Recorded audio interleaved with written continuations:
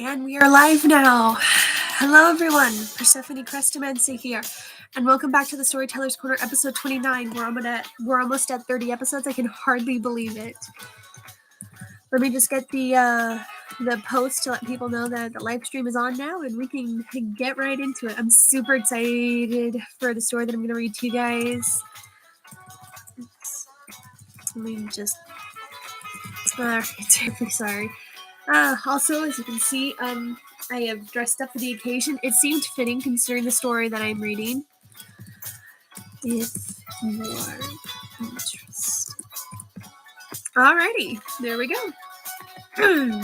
So, yes, I have gotten... So far, so good. Audio is good. Yay! Oink.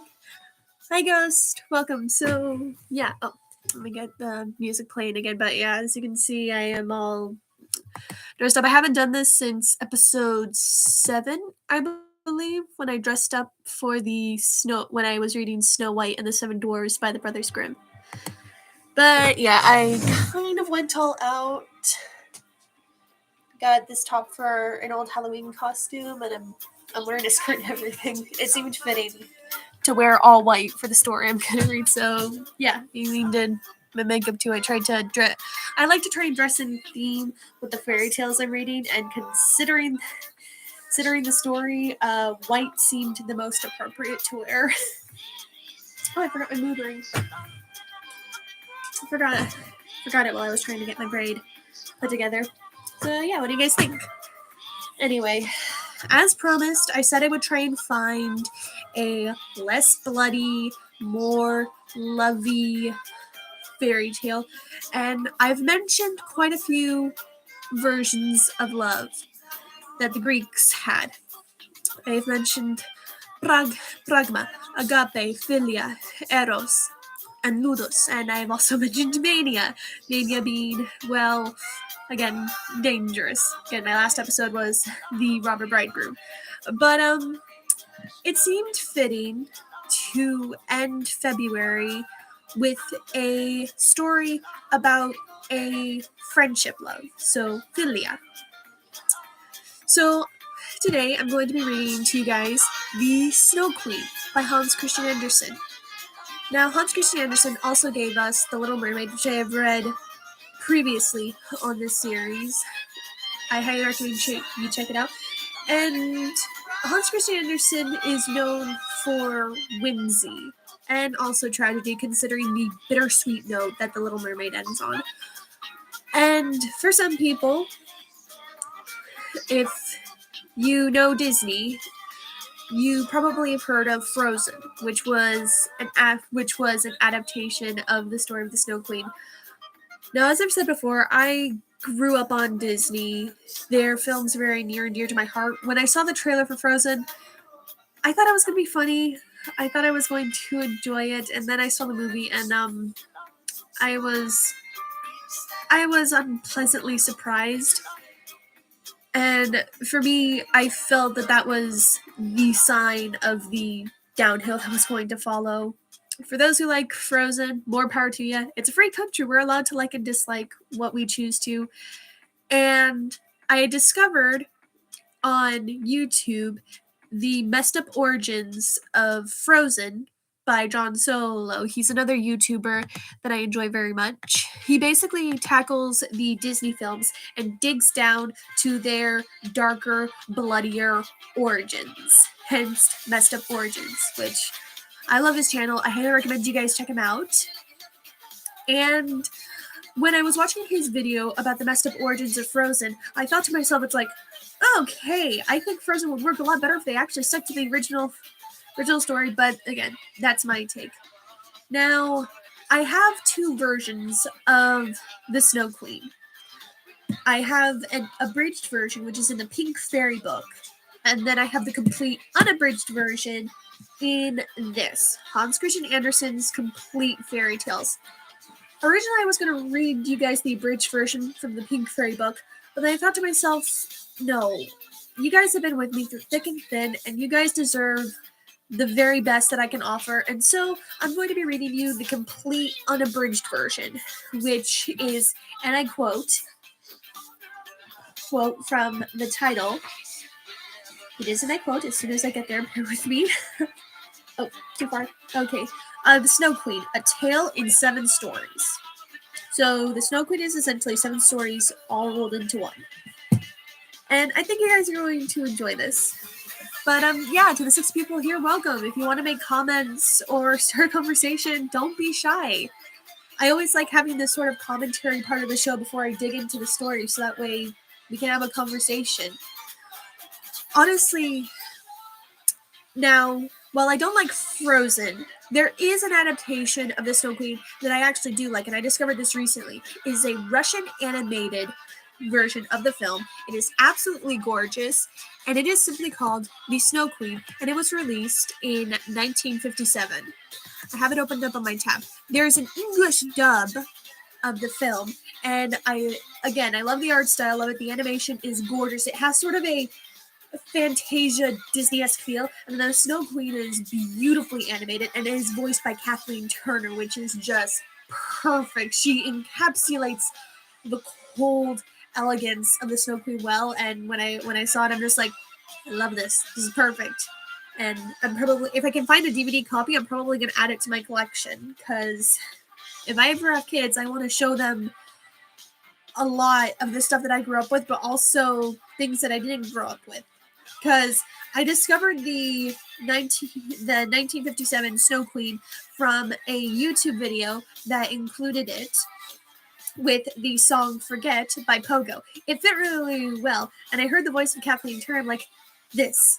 I like this. What is this? And I have to find it. So I dug around looking for the film, and then I eventually found it on YouTube. You can even watch it for free on YouTube, and I highly recommend it because it's amazing. I love it. Anyway, but yeah, so if you guys have any questions or want to start a conversation, don't be shy.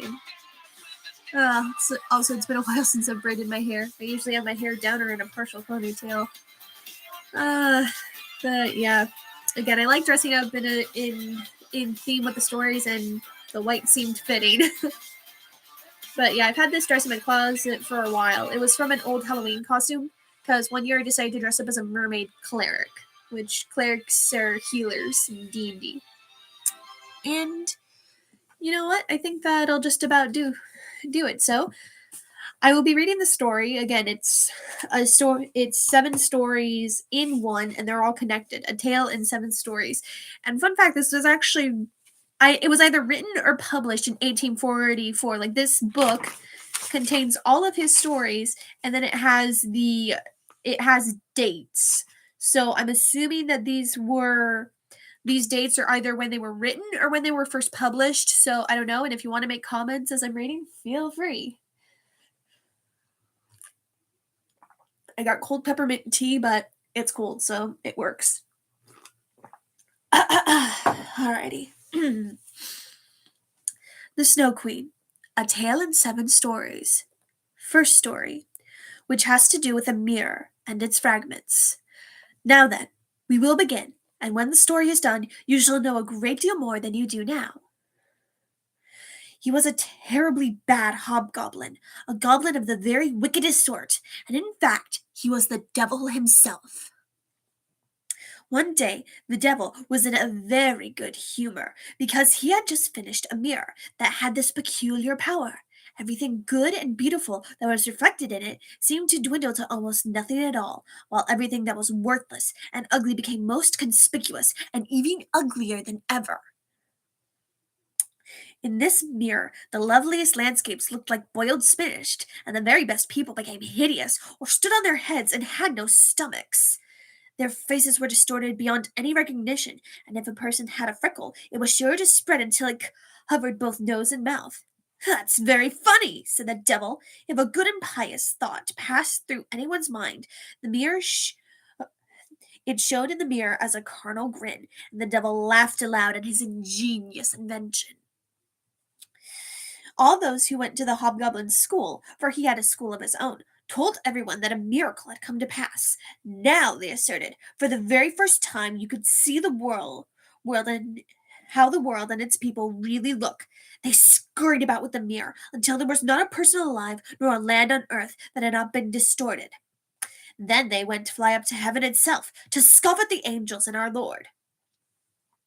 They the higher they flew with the mirror, the wider it grinned. They could hardly manage to hold it. Higher they flew and higher still, nearer to heaven and the angels. Then the grinning mirror trembled with such violence that it slipped from their hands and fell to the earth, where it shattered into hundreds of millions of billions of bits, or perhaps even more. And now it caused more trouble than it did before it was broken, because some of the fragments were smaller than a grain of sand. And these went flying throughout the wide world. Once they got in people's eyes, they would stay there. These bits of glass distorted everything the people saw and made them see only the bad side of things. For every little bit of glass kept the same power that the whole mirror had possessed.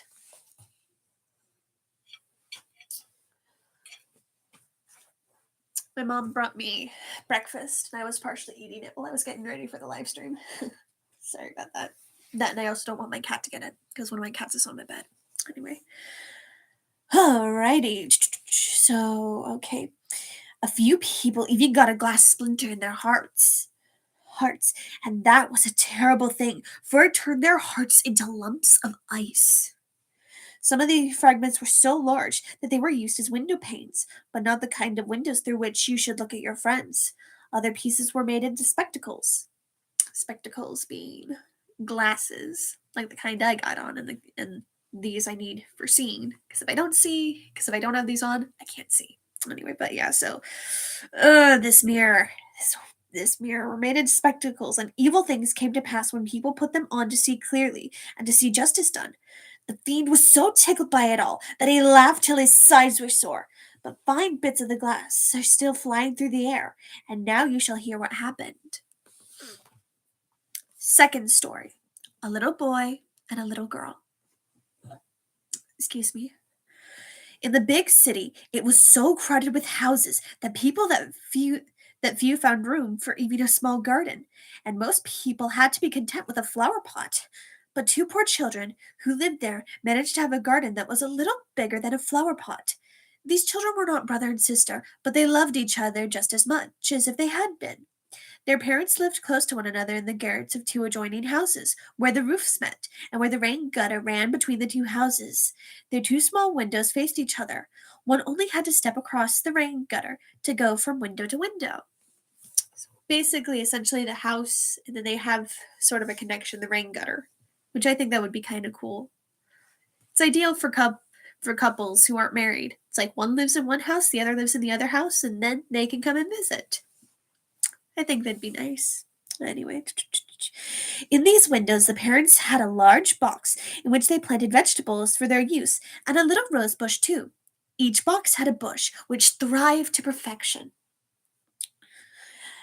Then it occurred to the parents to put these boxes across the gutter, where they very nearly reached from one open window to the other, and looked exactly like two walls of flowers. The pea plants hung down over their boxes, and the rose bushes threw out long sprays that framed the windows and bent over towards each other. It was almost like a little triumphal arch of greenery and flowers. The boxes were very high, and the children knew that they were not to climb about on them, but they were often allowed to take their little stools out on the roof under the roses, where they had a wonderful time playing together. Winter, of course, put an end to this pleasure. The windows often frosted over completely, but they would heat copper pennies on the stove and press these hot coins against the frost-coated glasses. Then they had the finest of peepholes, as round as a ring, and behind them appeared a bright, friendly eye, one at each window. It was the little boy and the little girl who peeped out. His name was Kay, and hers was Gerda. With one step they could join each other in summer, but to visit together in winter time, they had to go all the way downstairs in one house and climb all the way upstairs to the other. Outside, the snow was whirling. "See the white bees swarming?" the old grandmother said. "Do they have a queen bee too?" the little boy asked, for he knew that real bees have one. And yes, they do.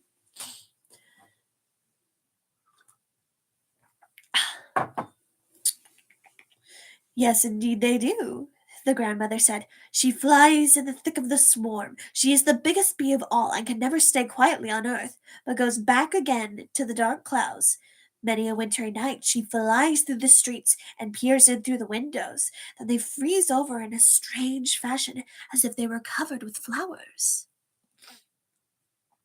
Oh, yes, we've seen that, both the children said, so they knew it was true. Can the Snow Queen come in here? The little girl asked. We'll let her come, cried the boy. I would put her on the hot stove and melt her. But grandmother stroked his head and told them other stories.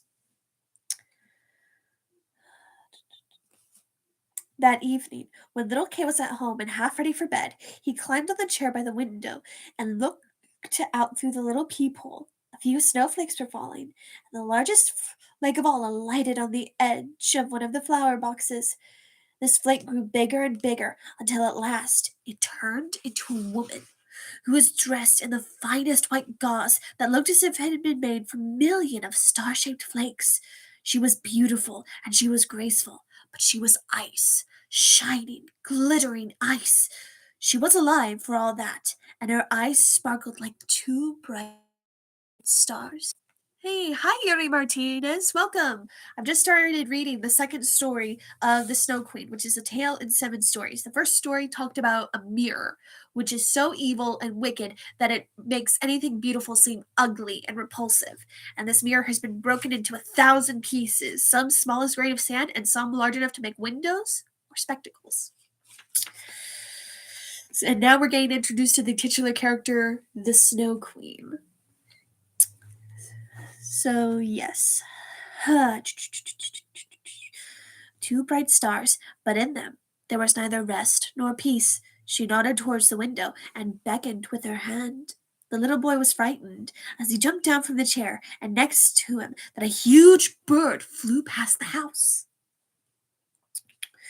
That summer the roses bloomed their splendid best. The little girl had learned a hymn in which there was a line about roses that reminded her of her own flowers.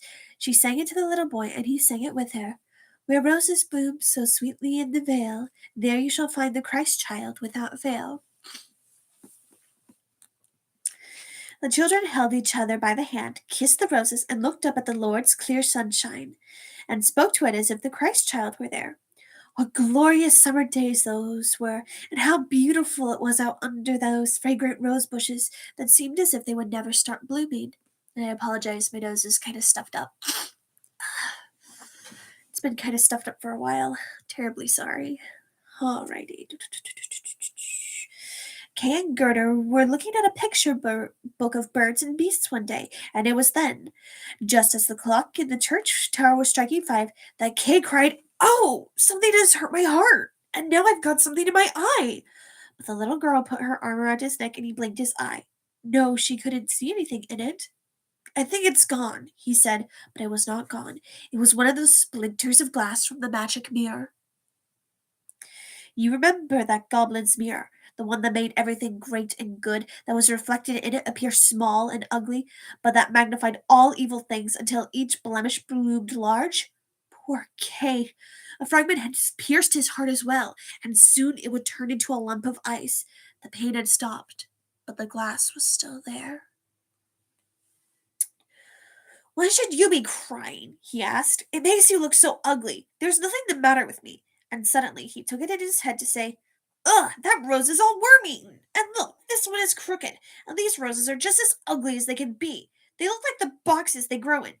He gave the boxes a kick and broke off both of the roses. "Kay, what are you doing?" the little girl cried. When he saw how it upset her, he broke off another rose, then leaped home through his own window, leaving dear little Gerda all alone. My nose is terribly stuffed. Afterwards, when she brought out her picture book, he said it was fit only for babes in the cradle, and whenever grandmother told stories, he always broke in with a "but." If he could manage it, he would steal behind her, perch a pair of spectacles on his nose, and imitate her. He did this so cleverly that it made everybody laugh, and before long he could mimic the walk and talk of everyone who lived on that street. Everything that was good or everything that was odd or ugly about them, Kay could mimic so well that people said, "That boy has surely got a good head on him." But it was the glass in his eye and the glass in his heart that made him tease Evie little Gerda, who loved him with all her soul. Now his games were very different from what they used to be. They became more sensible. When the snow was flying about one wintry day, he brought a large magnifying glass out of doors and spread the tail of his blue coat to let the snowflakes fall in it. Now look through the glass, he told Gerda. Each snowflake seemed much larger and looked like a magnificent flower or a 10-pointed star. It was marvelous to look at. Look how artistic! They are much more interesting to look at than real flowers, for they are absolutely perfect. There isn't a flaw in them until they start melting. Okay, I'm sorry. I have to get a tissue really quick. I'll be right back. I'm terribly sorry. I just can't keep reading with this stuffy nose. It's driving me nuts. I'm terribly sorry. I'll be right back really quick. I promise.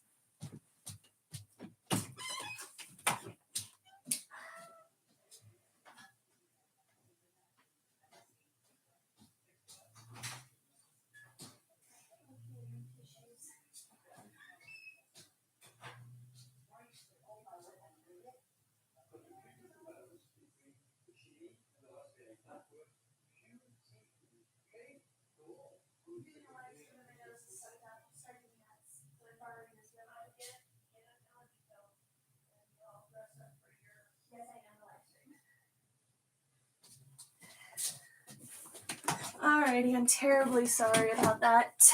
So I got a tissue box for my mom, so, just in case. So.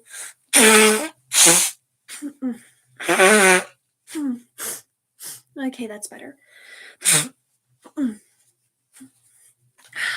Terribly sorry. Welcome to the live stream. It's not a Persephone live stream if something's not going wrong. That's much better. Okay, so. But yeah, welcome to the 5 people. Feel free to make conversation. Don't be shy. Okay.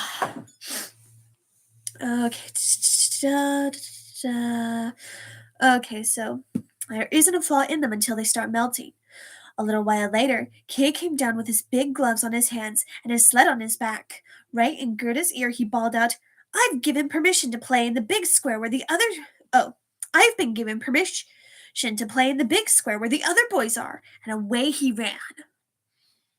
In the square, some of the more adventurous boys would tie their little sleds on behind the farmers' carts to be pulled along for quite a distance. It was wonderful sport. While the fun was at its height, a big sleigh drove up. It was painted entirely white, and the driver wore a white shaggy fur cloak and a white shaggy cap. As the sleigh drove twice around the square, Cave hooked his little sled behind it, and down the street they went, faster and faster. The driver turned around in a friendly fashion and nodded to Kay, just as if they were old acquaintances.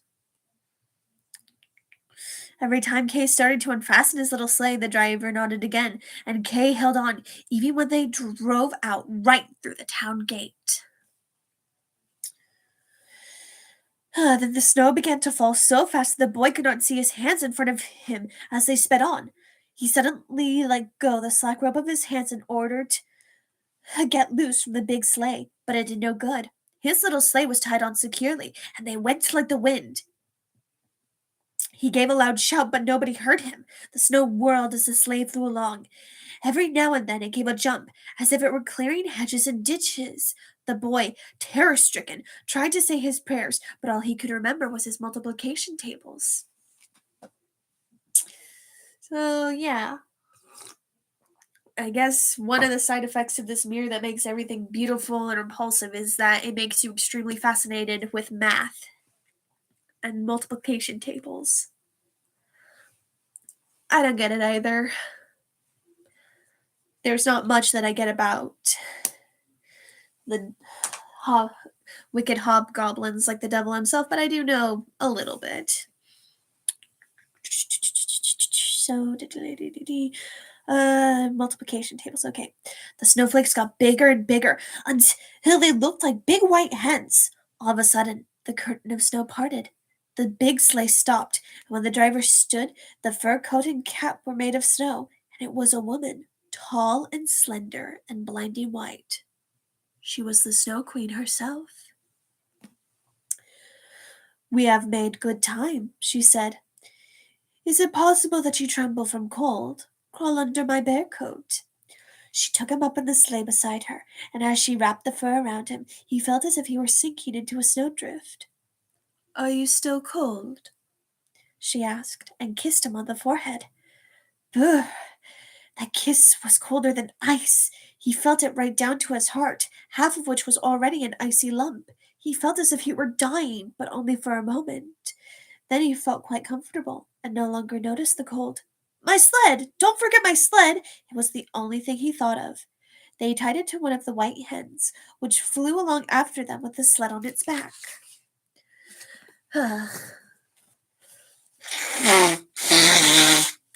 Terribly sorry, guys. Allergies, you know. It's unpleasant. But the fact that that fur cloak of hers is made of a bear skin, so the Snow Queen most likely skinned a polar bear. That is metal, if ever I heard. So the Snow Queen kissed Kay once more, and then he forgot little Gerda and grandmother and all the others at home. You won't get any more kisses now, she said, or else I would kiss you to death. Kay looked at her. She was so beautiful, a cleverer and prettier face he could not imagine. She no longer seemed to be made of ice, as she had seemed when she sat outside his window and beckoned to him. In his eyes, she was perfect. She was not at all. And she was not oh, and she was not at all afraid. He told her how he could do mental arithmetic, even with fractions, and that he knew all size and populations of all the countries. Damn nose.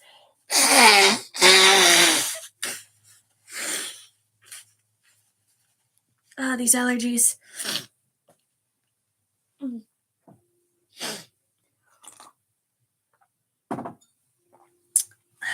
Alrighty. She kept on smiling, and he began to be afraid that he did not know as much as he thought he did.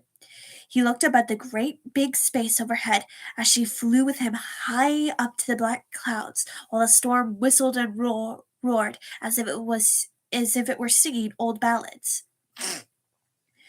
They flew over forests and lakes, over many a land and sea below them, and the wind blew cold. Wolves howled and black crows screamed as they skimmed across the glittering snow. But up above, the moon shone bright and large, and on it Kay fixed his eyes throughout that long, long winter night. By day, he slept at the feet of the Snow Queen. I am late. You look lovely. Thank you, Matt. I decided to dress up for the occasion, and since I'm reading the Snow Queen, well, it seemed fitting to dress in white. So, yeah, it's been a long time since I've actually gussied up with a full face of makeup and everything. The last time I did this was episode 7, when I read Snow White and the Seven Dwarfs by the Brothers Grimm. So, yeah. I am not going to lie. The way it says he slept at the feet of the Snow Queen, that just gives me many, many fairy fae vibes. Just charming. And also the fact that the Snow Queen is wearing a fur cloak that is made of a bear. So clearly she skinned a polar bear. Yeah. Yeah. Hello everybody. Good day. Hi, Crazy Anime Gamer. Hi, welcome. We're just entering the third story in The Snow Queen, which is a tale with 7 stories. So the third story, The Flower Garden of the Woman Skilled in Magic. That dress is awesome. Well, thank you. Technically, it's 2 pieces. It's a blouse. This blouse I had for a Halloween costume, and a skirt. So, yeah. This was actually from a Halloween costume. I dressed up as a mermaid cleric one year, and I'm like, I need flowy sleeves for a cleric costume. So, yeah.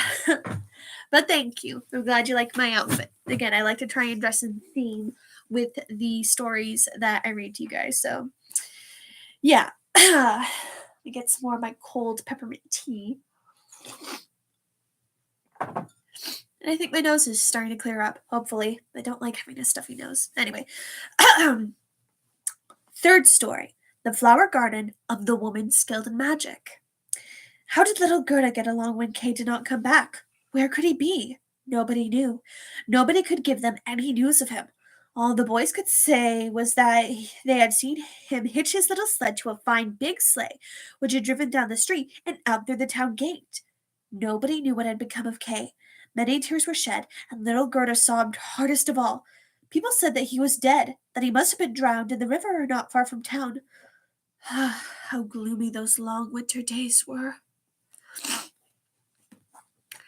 Is there one called The Snow Queen and the Huntsman? Read that story a long time ago. I don't think it's in here, but I know that there's a film called that Snow Queen and the Huntsman. I think, I'm not sure. It's like a spin-off to the film Snow White and the Huntsman. It's very kind of like, I don't know. So Winter She from Ruby is based on Snow Queen. I did not know that. And hi, Akira. Welcome. Poor Gerda, she lost her playmate and friend, and he's got a shard of ice in his eye and a shard of glass in his heart from that horrible mirror made by the devil. But, I mean, the symbolism is very well done. Just curious, I hope I didn't make things awkward or uncomfortable. No, you didn't. Crazy Anime Gamer, you're doing fine. And everyone's welcome to make conversation here as I read the story. Make comments as I read the story. I don't mind. And also, I apologize for not showing the book, but this book does not have any illustrations of the fairy tales. But the abridged version in the Pink Fairy book does have illustrations. I thought, well, Frozen did sugarcoated the Snow Queen. Yeah, I did mention Frozen.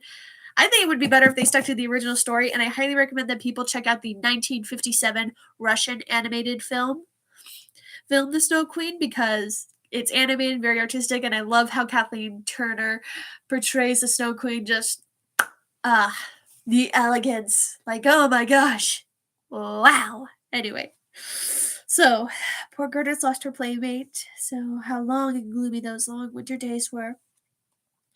But spring and its warm sunshine came at last. Kay is dead and gone, little Gerda said. I don't believe it, said the sunshine. He's dead and gone, she said to the swallows. We don't believe it, they sang. Finally, little Gerda began to disbelieve too. One morning she said to herself, I'll put on my new red shoes, the one Kay has never seen, and I'll go down by the river to ask about him.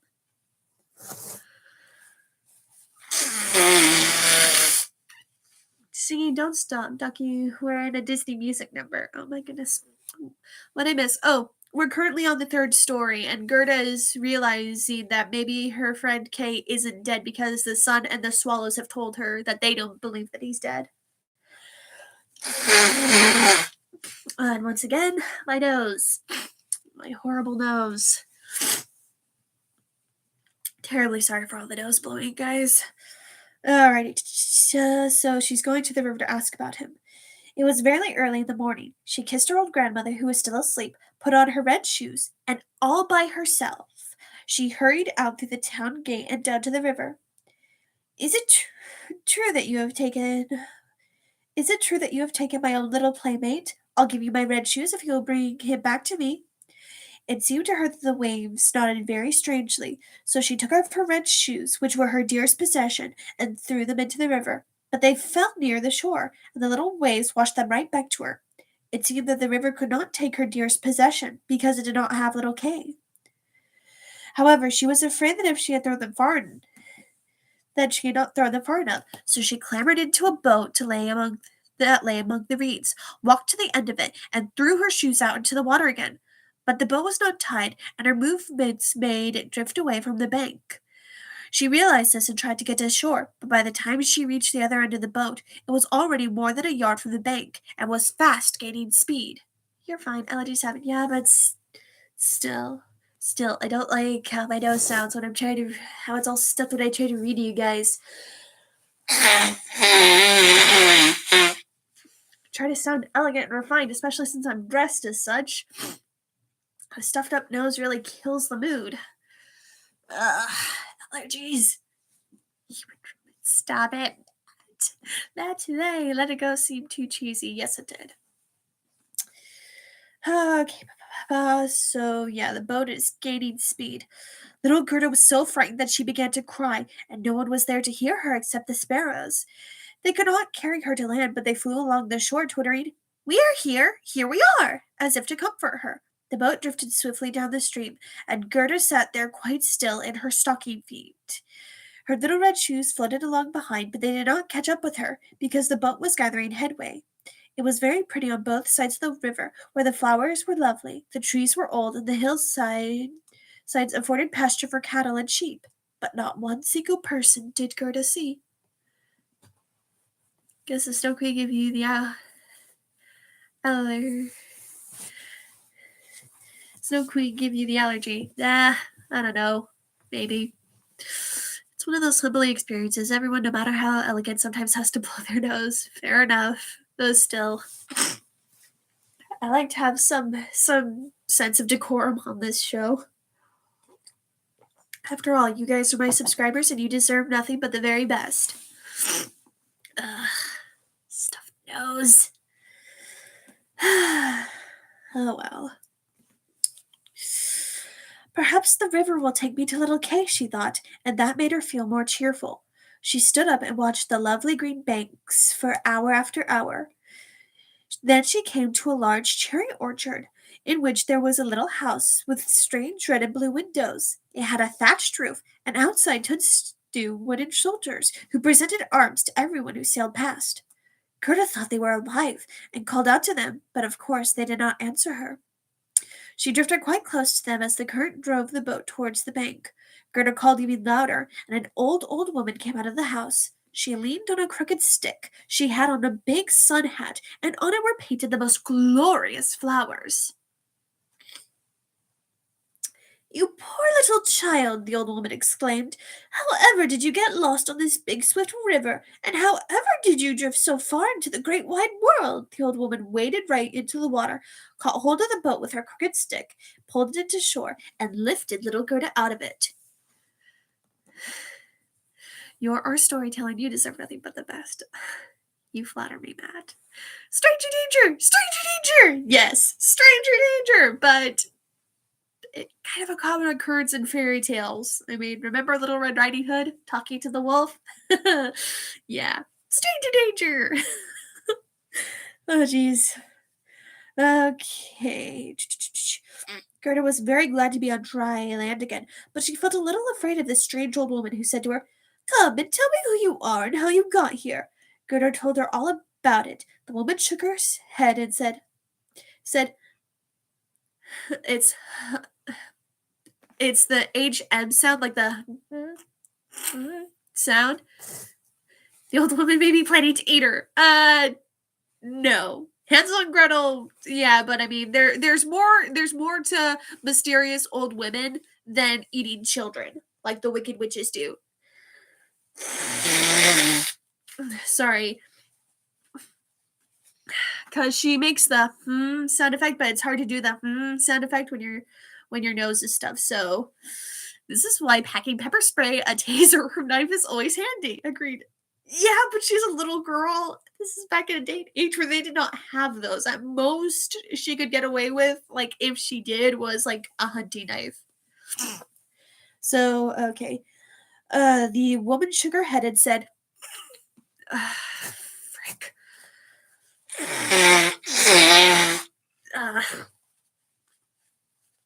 Allergies.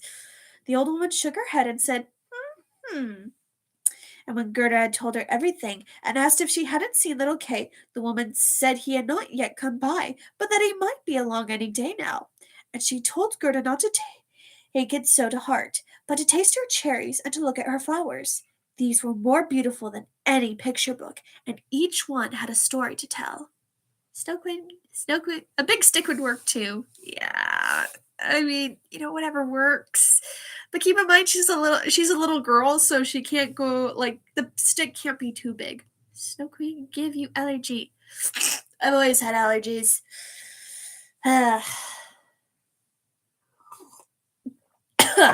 Cannot inhale tea. Welcome to the live stream, everyone. Okay. Each one had a story to tell. Then she led Gerda by the hand into her little house, and the old woman locked the door. That's a red flag. That's a red flag locking the door. Oh boy. The windows were placed high up on the walls, and through their red, blue, and yellow panes, the sunlight streamed in a strange mixture of all the colors there. But on the table were the most delicious cherries, and Gerda, who was no longer afraid, ate as many as she liked. While she was eating them, the old woman combed her hair with a golden comb. Gerda's pretty hair fell in shining yellow ringlets on either side of a friendly little face that was round and blooming as a rose. I've so often wished for a dear little girl like you, the old woman told her. Now you'll see how well the two of us will get along. While their hair was being combed, Gerda gradually forgot all about Kay, for the old woman was skilled in magic. But she was not a wicked witch. She only dabbled in magic to amuse herself, but she wanted very much to keep little Gerda. The old woman is definitely going to eat her. No, she's not going to eat her. She just wanted a granddaughter, I guess, because she's not a wicked witch.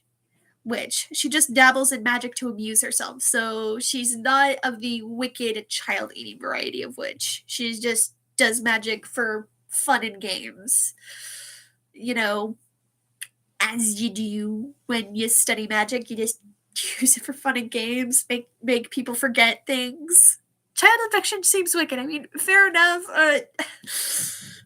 Moral of the story, visit your grandmothers on occasion so they don't get lonely, I guess. Jeez. Still, though. I mean, she seems to want to keep her like a granddaughter, like I said before, so it's just, yeah. But I mean, hey, it's better than eating her. So, oh boy. So she went out into her garden and pointed her crooked stick at all the rose bushes. In the full bloom of their beauty, all of them sank down into the black earth without leaving a single trace behind. The old woman was afraid that if Gerda saw them, they would remind her so strongly of her own roses and of little Kay that she would run away again. Then Gerda was led into the flower garden. How fragrant and lovely it was! Every known flower of every season was there in full bloom. No picture book was ever so pretty and gay. Gay, back in this time, meant happy. So happy and lovely. That's what it meant back in this day. It's a product of its time.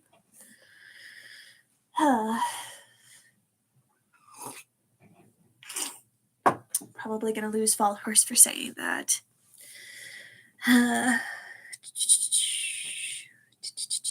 So, yeah, pretty flowery garden, all happy, nice, and fragrant. Gerda jumped for joy and played in the garden until the sun went down behind the tall cherry trees. Then she was tucked into a beautiful bed under a red silk coverlet quilted with blue violets. There she slept, and there she dreamed, as glorious as any queen on her wedding day. Consider me both definitions.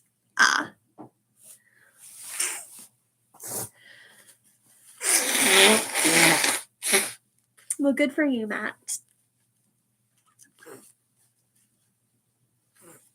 I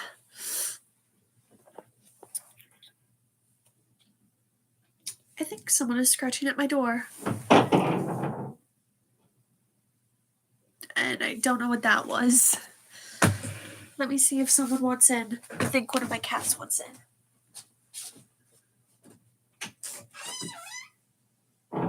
Hi. Are you going to come in? I'm reading a story. Oh my goodness. Cosmic, one of my cats, was at the door and she was just peeking at the corner looking at me, so I've left the door ajar. Uh-oh, allergies may be increased. I'm not allergic to cats. I am not allergic to cats. It's just dust stuff. Unfortunately, I am. Oh no! Well, luckily you can't start sneezing if you see a cat on screen.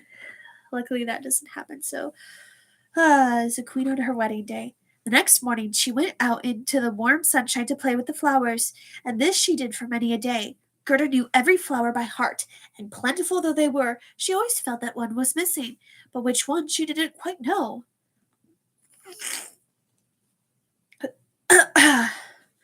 One day she sat looking at the old woman's sun hat, and the prettiest of all flowers painted on it was a rose. The old woman had forgotten this rose on her hat when she made the real roses disappear in the earth, but that's just the sort of thing that happens when one doesn't stop to think. Why aren't there any roses here? Said Gerda. She rushed out among the flower beds, and she looked, but there wasn't a rose to be seen. Then she sat down and cried, but her hot tears fell on the very spot where a rose bush had sunk into the ground, and when her warm tears moistened the earth, the bush sprang up again, as full of blossoms as when it disappeared. Gerda hugged it and kissed the roses. She remembered her own pretty roses and thought of little Kay. Oh, how long I have been delayed, the little girl said. I should have been looking for Kay. Don't you know where he is? She asked the roses. Do you think that he's dead and gone? He isn't dead, the roses told her. We have been down in the earth where the dead people are, but Kay is not there. Dang, so the flower witch literally just tapped the roses and they sank so deep into the ground that they saw all the dead. That's like grim level. That's kind of grim. Like the Brothers Grimm looking at Hans Christian Andersen, it's like, that's very clever, I will admit it, but still. Don't go stealing our shtick. I don't know. Oh my goodness, Cosmic! My goodness, you're so spazzy. My goodness.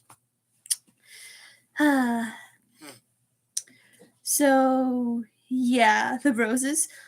Down to the earth where the dead people are, but we have been down to the earth where the dead people are, but Kay is not there. So he's not dead. Yay! How the roses know that? That's very grim. I love it, though. Alrighty. Okay. Hey, thank you, said little Gerda, who went to all the other flowers, put her lips near them, and asked, Do you know where little Kay is? But every flower stood in the sun and dreamed of its own fairy tale or its story. Though Gerda listened to many, many of them, not one of the flowers knew anything about Kay. What did the tiger lily say? Say, do you hear the drum? Boom, boom. It was only 2 notes, always boom, boom. Hear the women wail, hear the priests chant. The Hindu woman in her long red robe stands on the funeral pyre. The flames rise around her and her dead husband, but the Hindu woman is thinking of that living man in the crowd among them. She was thinking of him whose eyes are burning harder than the flames, of him whose fiery glances have pierced her heart more deeply than the flames that will soon burn her body to ashes. Can the flame of the heart die in the flame of the funeral pyre? I don't understand at all, little Gerda said. Get it? Because the Grim Reaper? I'll stop. No, I said grim like in Grimm, like the Brothers Grimm. Because that's like their kind of shtick with their fairy tales. And I've read quite a few Grimm fairy tales on this show, so people know what I'm talking about. Grimm fairy tales are naturally bloody and dark to an extent. Ah, that's my fairy tale, said the lily. What did the trumpet flower say? An ancient castle rises high from a narrow path in the mountains. The thick ivy grows, leaf upon leaf, where it may climb to the balcony. There stands a beautiful little maiden. She leans out over the balustrade to look down on the path. No rose on its stem is as graceful as she, nor is any apple blossom in the breeze so light. Hear the rustle of her silk gown, sighing, Will he ever come? Do you mean Kay? Little Gerda asked. I am talking about my story, my own dream, the trumpet flower replied. How come everything is sentient? This isn't a precursor to Pee-wee's Playhouse, is it? It sounds like if I'm telling to me. God. No, this is just a classic standard fairy tale trope of things that usually don't talking. Sort of like the Enchanted Mirror, the magic mirror of Snow White, and also the birds in Cinderella saying, turn and peep, there's blood in the shoe. And signs in fairy tales, if something that doesn't usually talks, you listen. It's a basic fairy tale rule. So,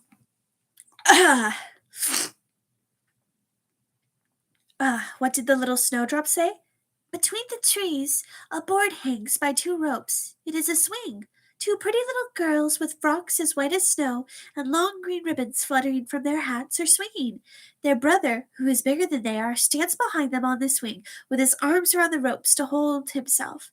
In one hand he has a little cup, and in the other a clay pipe. He is blowing soap bubbles, and as the swing flies, the bubbles float off in all their changing colors. The last bubbles still cling to the bowl of his pipe, and fluttering in the air as the swing sweeps to and fro. A little black dog, light as a bubble, is standing on his hind legs and trying to get up to the swing, but it does not stop. High and low the swing flies, and the dog loses his balance, barks and loses his tempers. They tease him and the bubble bursts. A swinging board pictured in a bubble before it broke. That is my story. It may be a very pretty story, but you told it very sadly, and you didn't mention Kay at all. What did the hyacinths say? There were 3 sisters, quite transparent and very fair. One wore a red dress, the second wore a blue one, and the third went all in white. Hand in hand they danced the clear moonlight beside a calm lake. They were not elfin folk. Elfin folk being elves, fairies, creatures like that which are known for dancing in the moonlight, like so. They were human beings. The air was sweet, and the sisters disappeared into the forest. The fragrance of the air grew sweeter. 3 coffins in which lie the 3 sisters glide out of the forest and across the lake. The fireflies hover about them like little flickering lights. Are the dancing sisters sleeping, or are they dead? The fragrance of the flowers says they are dead, and the evening bell tolls for their funeral. You are making me very unhappy, little Gerda said. Your fragrance is so strong, but I cannot help of thinking of those dead sisters. Oh, could little Kay really be dead? Dead? Ding dong. Oh, whoops, could little Kay really be dead? The roses have been down under the ground, and they say no. Ding dong, told the hyacinth bells. We do not toll for little Kay. We do not know him. We are simply singing our song, the only song we know. Huh, that right? Yep. But, yeah. Dang, I was not expecting the grim aspects. I guess Hans Christian Andersen may have been looking at the Brothers Grimm like, can I copy some of your homework? I don't know, but the story is very interesting because I've read only the abridged version, never the full one, so, you know. And Gerda went on to the buttercup that shone among its glossy green leaves. You are like a bright little sun, said Gerda. Tell me, do you know where I can find my playmate? And the buttercup shone brightly as it looked up at Gerda. Gerda, but what sort of song would a buttercup sing? It certainly would be about Kay. Hey, in a small courtyard, God's sun was shining brightly on the very first day of spring. Its beam glanced along the white wall of the house next door, and close by grew the first yellow flowers of spring, shining like gold in the warm sunlight. An old grandmother was sitting outside in her chair. Her granddaughter, a poor but very pretty maid servant, had just come home for a little visit. She kissed her grandmother, and there was gold, a heart full of gold in that kiss, gold on her lips, gold in her dreams, and gold above in the morning beams. There, I've told you my little story, said the buttercup. If that's the case for Elven folks, crump battle! What? I mean, Hans killed the Little Mermaid, so it's not too far off from his territory. Oh, the story of the Tin Soldier he wrote. Yeah. Fair enough. But I mean, Hans Christian Andersen is like whimsy and like bittersweet whimsy. And then the Brothers Grimm's is very bloody. Like, very bloody. But I mean, fair enough, Matt. And I don't know what a crump battle is. So, the buttercup. Oh, my poor old grandmother, said Gerda. She will miss me so. She must be grieving for me as much as she did for little Kay. But I'll soon go home again, and I'll bring Kay with me. There's no use asking the flowers about him. They don't know anything except their own songs, and they haven't any news for me.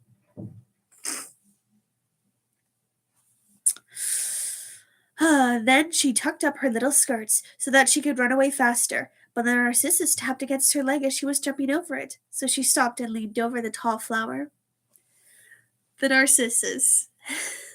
The Greek mythology behind that flower. How much do you want to bet that this flower is not going to be useful? How much do you guys want to bet? You see no bets, but if you don't know what crumping is, I'll leave you a video after this is done. Maybe 30. That $30 says this flower isn't helpful. $50 Ghost God says this flower's not going to be useful. It's a narcissus. That should be telling. Okay. Okay. Perhaps you have something to tell me, she said. What did the narcissus say? I can see myself. Oh, how sweet is my own fragrance. Up in the narrow garret, there is a little dancer, half dressed. First she stands on one leg, then she stands on both. She kicks her heels at the whole world. She is an illusion of the stage. She pours water from the teapot over a piece of cloth she is holding. It is her bodice. Cleanliness is a virtue. Her white dress hangs from a hook. It too has been washed in the teapot and dried on the roof. She puts it on and ties a saffron scarf around her neck to make the dress seem wider. Point your toes. See how straight she balances on that single stem. I can see myself. Okay, I'll change it by 100 that it might be. I just finished reading its portion. Yeah, it's the reason why it's called a narcissus. You know. Because narcissus can see itself. I'm not interested, said Gerda. What a thing to tell me about. I mean, I'll say dancer, half-dressed. My goodness. I'll expect the money to go to my PayPal. Thank you very much. Psych! Oh my gosh. Oh my goodness. This is why I love these live streams. You guys always find a way to make me laugh and make the stories a whole lot more entertaining. Oh, what a thing to tell me about. She ran to the end of the garden, and though the gate was fastened, she worked the rusty latch until it gave way, and the gate flew open.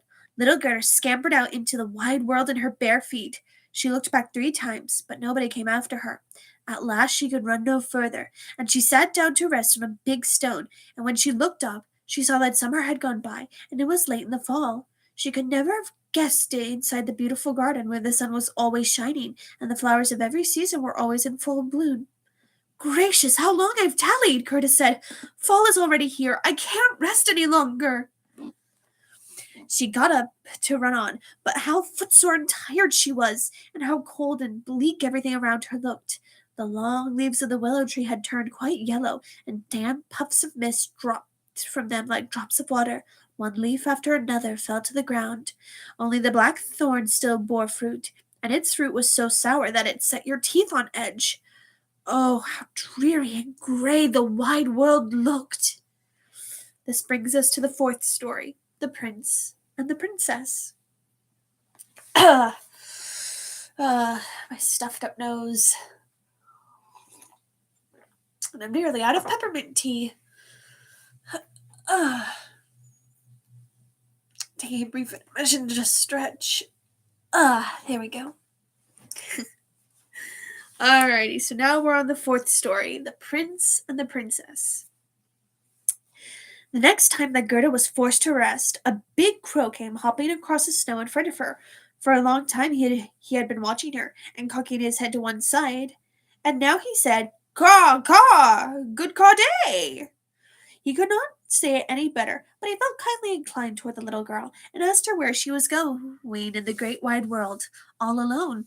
Gerda understood him when he said alone, and she knew its meaning all too well. She told the crow the story of her life, and asked if he hadn't seen Kay. The crow gravely nodded his head and cawed, "Maybe I have! Maybe I have!" "What? Do you really think you have?" the little girl cried, and almost hugged the crow to death as she kissed him. "Gently, gently," said the crow. "I think it may have been little Kay that I saw, but if it was, then he has forgotten you for the princess." "Does he live with the princess?" Gerda asked. "Yes, listen," said the crow. "It is so hard for me to speak your language. If you understand Croat, I can tell you much more easily." I don't know that I don't know that language, said Gerda. My grandmother knows it just as well, and she knows baby talk. I do wish I had learned it. No matter, said the crow. I'll tell you as well as I can, though that won't be any too good. And he told her all that he knew. Can you give us another caw again? That was priceless. Oh my gosh. What's the magic word, Matt? It's only if you say the magic word that I will do it. Oh my goodness. Crickets, so. All he knew. That's not the magic word I'm looking for. So told her all he knew. In the kingdom where we are now, there is a princess who is uncommonly clever, and no wonder. She has read all the newspapers in the world, and forgotten them again. That's how clever she is. Please. So now he said, Caw, caw, good craw day. Oh my goodness, there you go, Matt. You got more caws, and all with me having a stuffed up nose, no less. Oh boy. Jeez. Welcome to the live stream, everyone. I refuse to say it again, no. You sound like a parrot. I'm trying to sound like a crow. I'm doing my best here. I'm only human. I failed crow language. Anyway, well, not long ago, she was sitting on her throne. But that's by no means as much fun as people suppose. So she fell to humming an old tune, and the refrain of it happened to run, Why, oh, why shouldn't I get married? I have seen overly sarcastic productions take on the Snow Queen, and oh my goodness, so... Why, that's an idea, said she, and she made up her mind to marry as soon as she could find the sort of husband who could give a good answer when anyone spoke to him, instead of one of those fellows who merely stand around looking impressive, for that is so tiresome. She had the drums drummed to call together all her ladies in waiting, and when they heard what she had in mind, they were delighted. Oh, we'd like that, they said. We were just thinking the very same thing. Believe me, said the crow, every word I tell you is true. I have a tame lady love who has the run of the palace, and I had the whole story straight from her. Of course his lady love was also a crow. So a crow, for birds of a feather will flock together. So, yeah, this crow has a wife. This crow is a married man. And his wife's in the palace because... It's a fairy tale, baby. Anything goes in a fairy tale. So yeah, even crow couples. Crow couples for life. I don't know. This crow is chill as hell. Yeah, and he's got a wife, so he's married. All that's missing is the nest of eggs. We're in Hogwarts rules. Not entirely. Hogwarts has got the owls. All right.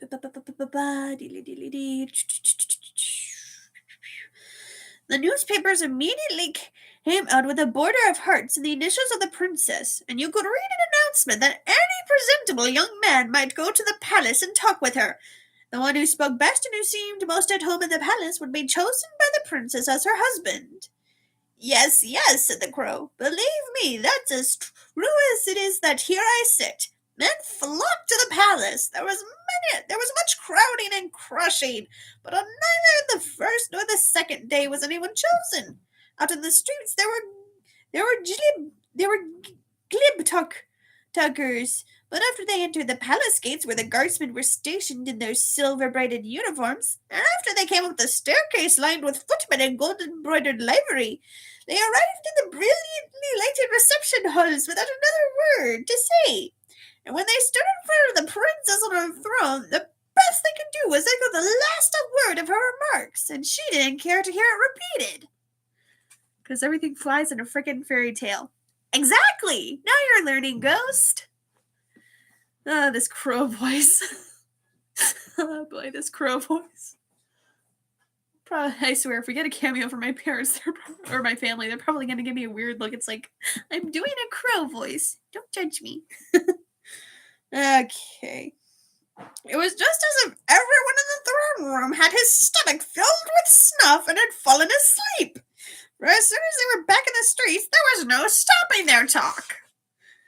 The line of candidates extended all the way from the town gates to the palace. I saw them myself, said the crow. They got very hungry. They got hungry and they got thirsty, but from the palace they got nothing. Not even a glass of lukewarm water. Oh my gosh. Jeez. To be sure, some of the clever candidates had brought sandwiches with them, but they did not share them with their neighbors. Each man thought, just let him look hungry, then the princess won't take him. But little Kay, Gerda interrupted. When did he come? Was he among those people? I hope I handsomely for an entire reading of this story in the crow voice. Really? You like my crow voice that much? Oh my gosh. Oh wow. I'm like, you really like the crow voice that much. Like, oh my gosh. When did he come? Was he among those people? Give me some time! Give me some time! We are just coming to him. On the third day, a little person with neither horse nor carriage strode boldly up to the palace. His eyes sparkled the way yours do. He had a handsome long hair, but his clothes were poor. Oh, that was Kay, Gerda said, and clapped her hands in glee. Now I found him. He had a little knapsack on his back, the crow told her. I haven't laughed this hard in a while. You and me both! I'm trying not to burst out laughing as I am reading in the crow voice. If I could just find a way to make this voice female, then I could totally do a crow harpy girl ASMR. And she just kind of talks in a voice like that. Oh my gosh! Keep the comments going. Alrighty, so... He had a little knapsack on his back, the crow told her. My face right now. I don't know what your face looks like, Ghost. I can't see. I'm sorry, the crow voice annoys you. I'm sorry. The crow told her. No, that must have been his sled, said Gerda. He was carrying it when he went away. Maybe so, the crow said. I didn't look at it carefully, but my tame ladylove told me that when he went through the palace gates and saw the guardsmen in silver and the staircase, the footmen in gold, he wasn't at all taken aback. He nodded and he said to them, It must be very tiresome to stand on the stairs. I'd rather go inside. The halls were brilliantly lighted. Ministers of state and privy councillors were walking about barefooted, carrying golden trays in front of them. It was enough to make anyone feel solemn, and his boots creaked dreadfully, but he wasn't a bit afraid. That certainly must have been Kay, said Gerda. I know he was wearing new boots. I heard them creaking in grandmother's room. It just doesn't make me laugh. I'm sorry, Ghost. I mean, it makes Matt laugh, so that's gotta count for something. Oh my gosh. Crow voice is murder on mine, though. But that I'm okay with. Okay, not gonna lie, the way the crow's describing it reminds me of another fairy tale that I have yet to read to you guys. I'll talk about that one later, so, my grandmother's room. Oh, they creaked all right, said the crow. When it was little enough he cared as he walked straight to the princess, who was sitting on a pearl as big as a spinning wheel. All the ladies in waiting and their attendants and their attendants and all the lords in waiting with their gentlemen and their gentlemen's men, each of whom had his page with him, were standing there, and the nearer they stood to the door, the more arrogant they looked. The gentlemen's pages, who always wore their slippers, were almost too arrogant to look as they stood at the threshold. Okay, being like that in the Discord voice chat after this live stream. What have I unleashed? Tell you what, Matt, I will go to the Discord chat after this live stream. So yeah, oh my gosh. The threshold. That must have been terrible, little Gerda exclaimed. And yet Kay won the princess? Okay. And yet Kay won the princess? If I were to grow, I would have married her myself. For all that I'm engaged to another. They say that he spoke as well as I do when I speak in micro language. Or so my tame lady love tells me. I will read a Spider-Man comic with that voice. Oh my gosh, don't. Oh boy. The crow? The crow? If I were to grow, I would have married her myself. Oh my gosh. This crow. Wow. Okay, so my lady tells me he was dashing and handsome, and he was not there to court the princess, but to hear her wisdom. This he liked, and she liked him. Of course it was Kay, said Gerda. He was so clever that he could do mental arithmetic even with fractions. Oh, please take me to the palace. That is easy enough to say, said the crow. But how can we manage it? I'll talk it over with my tame lady love, and she may be able to suggest something. But I must warn you that a little girl like you will never be admitted. Oh, yes, I shall, said Gerda. When Kay hears about me, he will come out to fetch me at once. Wait for me beside the stile, the crow said, and he wagged his head, and off he flew. Darkness had set in when he got back. Caw, caw, he said. My lady love sends you her best wishes, and here's a little loaf of bread for you. She found it in the kitchen where they have all the bread they need, and you must be hungry. You simply can't get into the palace with those bare feet. The guardsmen in silver and the footmen in gold will never permit it. But don't you cry. We'll find a way. My lady love knows of a little back staircase that leads up to the bedroom, and she knows where they keep the key to it. Okay, I'm going to shut my door so that way my folks don't bleed too much into the audio. But yeah, this crow. This crow. Oh my gosh. This crow. My lady love knows where the key is. We're going. My lady love knows where the key is. We're going to commit some breaking and entering. It's slowly going from being a crow voice to an 7-Eleven owner. This crow's my favorite character. Oh my gosh. I don't think I've laughed this much on a live stream before. Oh my goodness gracious, oh my gosh. I mean, at least he cares enough to try and get her some bread from the help of his lady love. This crow is my favorite character. Wait till you see the lady love. Though still, objection, your crow honor. I call BS. Some of the people in the palace are barefooted already. Gerda should be able to get in regardless of if she has tiny bare feet or not. I think my nose is starting to clear up finally. That only took longer than it should have. But yeah. My lady love knows where they keep the key to the staircase. We're going to do some breaking and entering. Oh boy, I'm so sorry, guys. Oh jeez. Okay, where they keep the key to it. Then they went into the garden and down the wide promenade where the leaves were falling one by one. When one by one the lights went out in the palace, the crow led little Gerda to the back door, which stood ajar. Oh, how her heart beat! Oh, how her heart did beat with fear and longing. It was just as if she were about to do something wrong, yet she only wanted to make sure that this really was little Kay. Yes, truly it must be Kay, she thought, as she recalled his sparkling eyes and his long hair. She remembered exactly how he looked when he used to smile at her as they sat under the roses at home. Wouldn't he be glad to see her? Wouldn't he be interested in hearing how far she had come to find him, and how sad they had all been when he didn't come home? She was so frightened, yet so happy.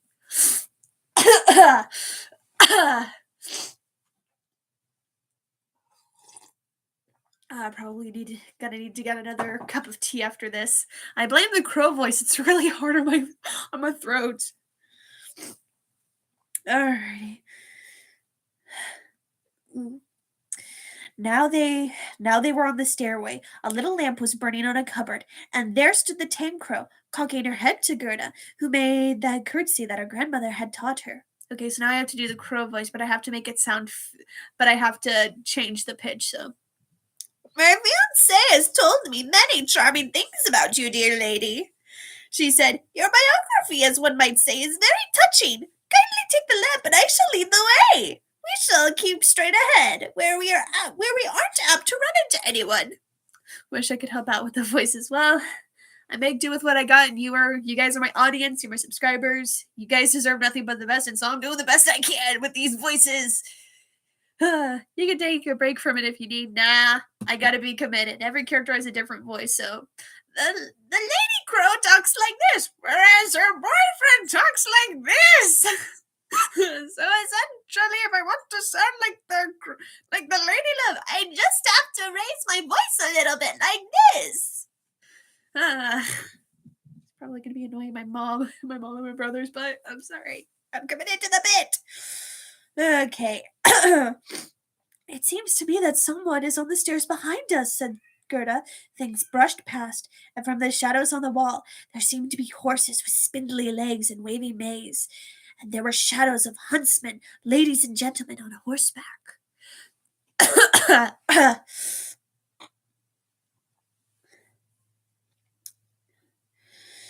Those are only dreams. Oh, those are only dreams, said the crow. They come to take the thought of the royal masters off to the chase. That's just as well, for it would give you a good opportunity to see them while they sleep. But I trust that when you raise to high position and power, you will show a grateful heart. Tut, you don't need to say that, said the forest crow. I'm assuming the forest crow is the boy one, so tut. Oh my goodness. Oh boy. Now they entered the first room. It was hung with rose-colored satin, embroidered with flowers. The dream shadows were flitting by so fast that Gerda could not see the lords and ladies. Hall after magnificent hall quite bewildered her, until at last they reached the royal bedroom. The ceiling was like the top of a huge palm tree, with leaves of glass, costly glass. In the middle of the room, 2 beds hung from massive stems of gold. Each of them looked like a lily. One bed was white, and there lay the princess. The other was red, and there Gerda hoped to find little Kay. She bent to one of the scarlet petals and saw the nape of a little brown neck. Surely this must be Kay. She called his name aloud, and held the lamp near him. The dreams on horseback pranced into the room again, and he awoke and turned his head, and it was not little Kay at all.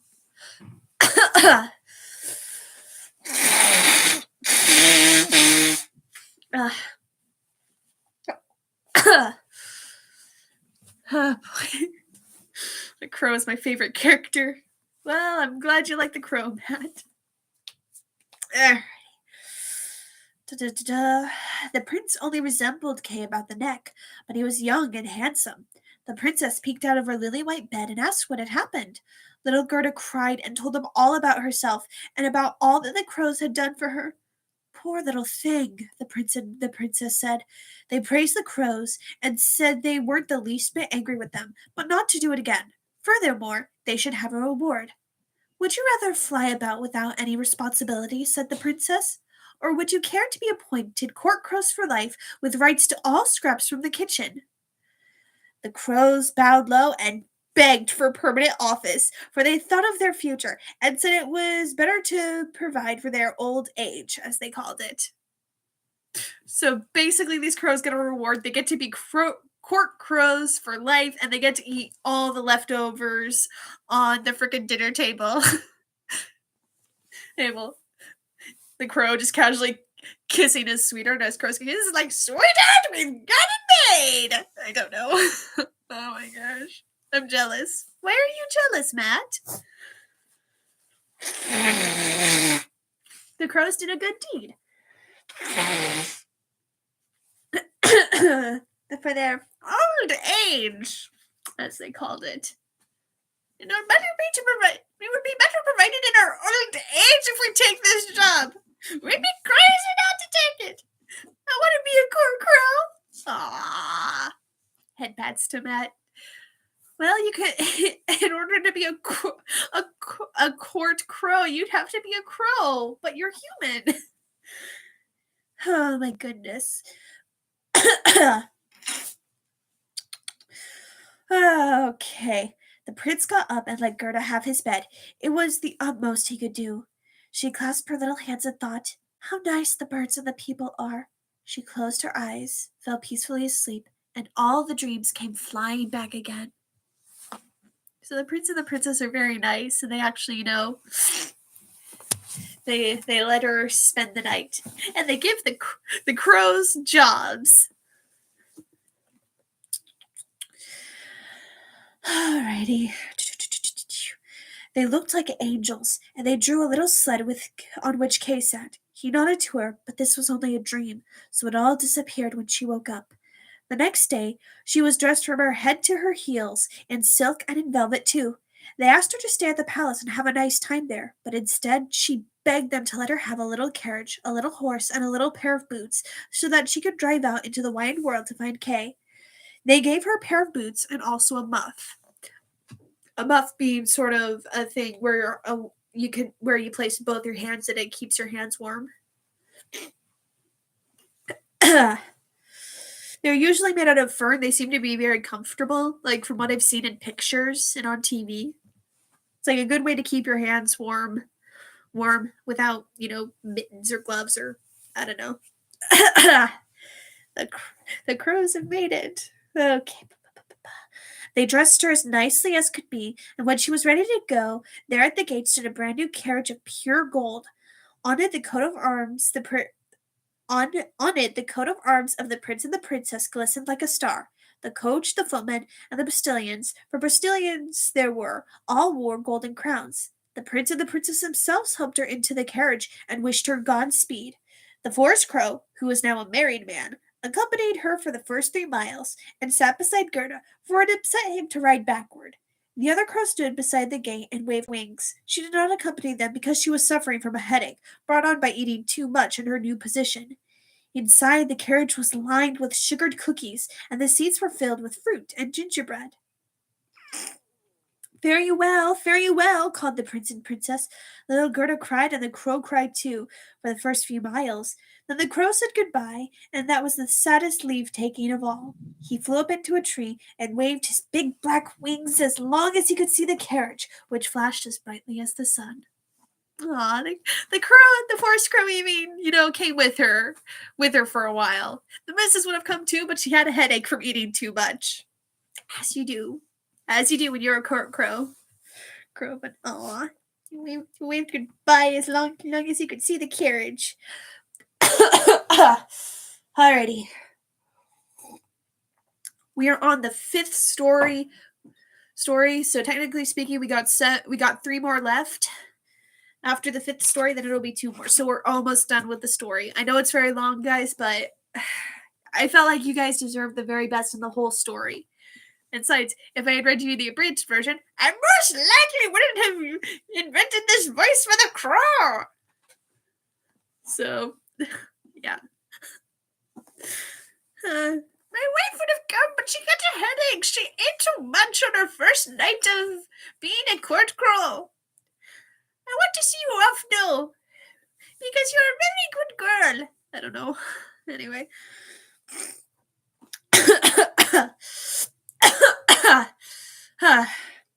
5th story. The Little Robber Girl. The carriage rolled on into a dark forest. Like a blazing torch it shone in the eyes of some robbers. They could not bear it. That's gold! That's gold! They cried. They sprang forward, seized the horses, killed the little postilions, the coachman, the footman, and dragged little Gerda out of the carriage. How plump and tender she looks, just as if she'd been fattened on nuts, cried the old robber woman, who had a long, bristly beard and long eyebrows that hung down over her eyes. She looks like a fat little lamb. What a dainty dish she will be. Okay. Yeah. Oh boy. And as she said this, she drew out her knife, a dreadful, flashing thing. Ouch! The old woman howled. At just that moment, her own little daughter had bitten her ear. The little girl whom she carried on her back was a wild and reckless creature. You beastly brat! Her mother exclaimed, but I kept her from using the knife on Gerda. She shall play with me, said the little robber girl. She must give me her muff and that pretty dress she wears, and sleep with me in my bed. and she gave her mother such a bite that the woman hopped and whirled around in pain. All the robbers laughed and shouted, "See how she dances with her brat!" "I want to ride in the carriage," the little robber girl said, and ride she did, for she was too spoiled and headstrong for words. I called it! There was going to be eating people! Well, not so much because the little robber girl is taking Gerda for a playmate. After, biting her mom's ear. So no cannibalism. All right. I'll be right back. These voices have been kind of murder on my throat, so I'm going to refill my cup of tea, and we'll be right back. Biting her mom's ear counts. I think it only really counts if she actually eats it, and the book doesn't say that she ate it, so she probably didn't eat it. She just gave her mom a bite on the ear. So yeah, I'll be right back with more tea. So much fun.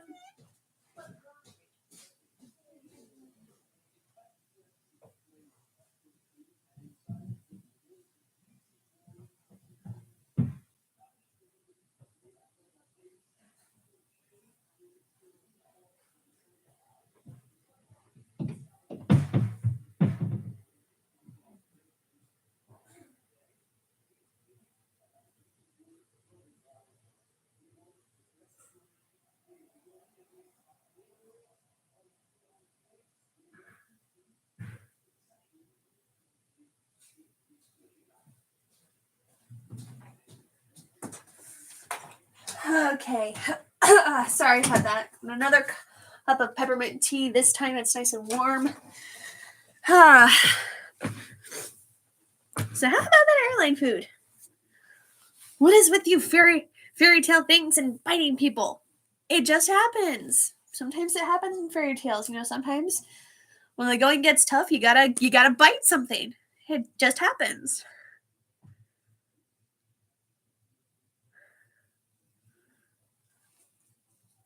I mean, hey, it saved Gerda's life. Otherwise, Gerda would have been eaten, most likely. So, yeah. All right, I'm back, guys. Got a warm cup of peppermint tea steeping right now. We're almost there. I'm going to survive this. So, yeah. She and Gerda climbed into the carriage, and away they drove over stumps and stones into the depths of the forest. The little robber girl was no taller than Gerda, but she was stronger and much broader in the shoulders. Her skin was brown and her eyes coal-black, almost set in their expression. She put her arms around Gerda and said, "They shan't kill you unless I get angry with you. I think you must be a princess." "No, I'm not," said little Gerda. And she told about all that happened to her and how much she cared for little Kay. The robber girl looked at her gravely, gave a little nod of approval, and told her, "Even if I should get angry with you, they shan't kill you because I'll do it myself." Then she dried Gerda's eyes and stuck her own hands into Gerda's soft, warm muff. The carriage stopped at last in the courtyard of a robber's castle. The walls of it were cracked from bottom to top. Crows and ravens flew out of every loophole, and bulldogs huge enough to devour a man jumped high in the air, but they did not bark, for that was forbidden.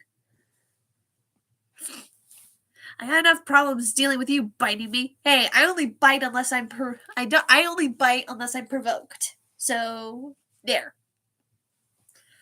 It's the only time I ever bite you, Ghost." So, yeah, the forest castle. Crows and ravens flying out of every loophole. Poke. Bite.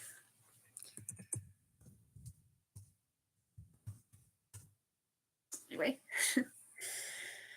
In the middle of the stone-paved, smoky old hall, a big fire was burning. The smoke of it drifted up to the ceiling, where it had to find its own way out. Soup was boiling in a big black cauldron, and hares and rabbits were roasting on the spit. "Tonight you shall sleep with me and my little animals," the robber girl said to her, after they had something to eat and drink. They went over to a corner that was strewn with rugs and straw. On sticks and perches around the bedding roosted nearly 100 pigeons. They seemed to be asleep, but they stirred just a little when the two little girls came near them. "They are all mine," said the robber girl. She seized one that was nearest to her, held it by the legs, and shook it until it flapped its wings. "Kiss it," she cried, and she thrust the bird in Gerda's face. "Those two are the wild rascals," she said, pointing high up to the wall, high up the wall to a hole barred with wooden sticks.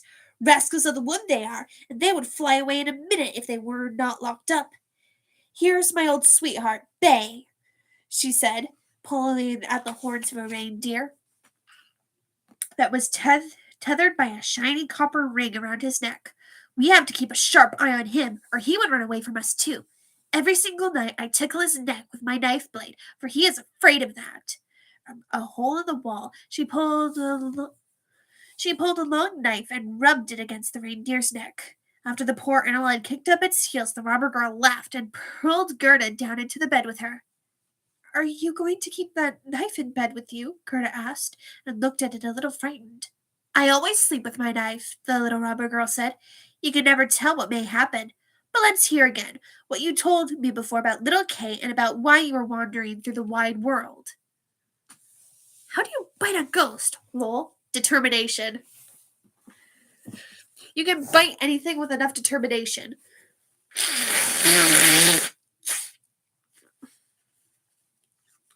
It would work much better still if my teeth were made of salt, because salt is a repellent for ghosts. Kind of like the way garlic is for vampires. She sleeps with her knife. I like her already. Yeah, she certainly. The red flag, though, all those animals in cages, that is a red flag, like, terribly so. Alright, dunked my tea bag a little.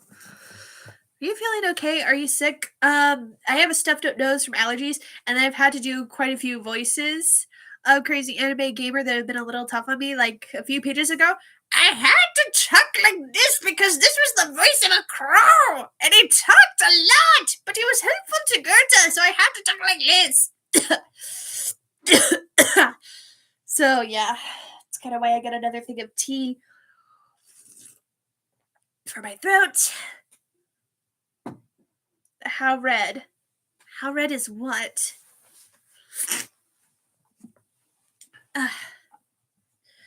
So, wide world. Gerda told the story all over again, while the wild pigeons cooed in their cage. Overhead, the tame pigeons slept. The little robber girl clasped one arm around Gerda's neck, gripped her knife in the other hand, fell asleep, and snored so that no one could hear her. But Gerda could not close her eyes at all. She did not know whether she was to live or whether she was to die. The robbers sat round their fire, singing and drinking, and the old robber woman was turning somersaults. It was a terrible sight for the little girl to see. Then the wood pigeon said, "Coo, coo, we have seen little Cade. A white hen was carrying his sled, and Kay sat in the Snow Queen's sleigh. They swooped low over the trees where we lay in our nest. The Snow Queen blew upon us, and all the young pigeons died except us. Coo, coo." Allergy. That red flag you were talking about, you don't. The red flag. The robber girl has several animals in cages in her room. That has got to be a red flag if ever I saw one. That's the red flag. Allergies can sting. I've seen interviews with VAs talking about how much their throats hurt after doing voices. I've done a lot of voices with my ASMR. How red? Blood red. But anyway, I do lots of voices with my ASMR, and those don't bother me as much.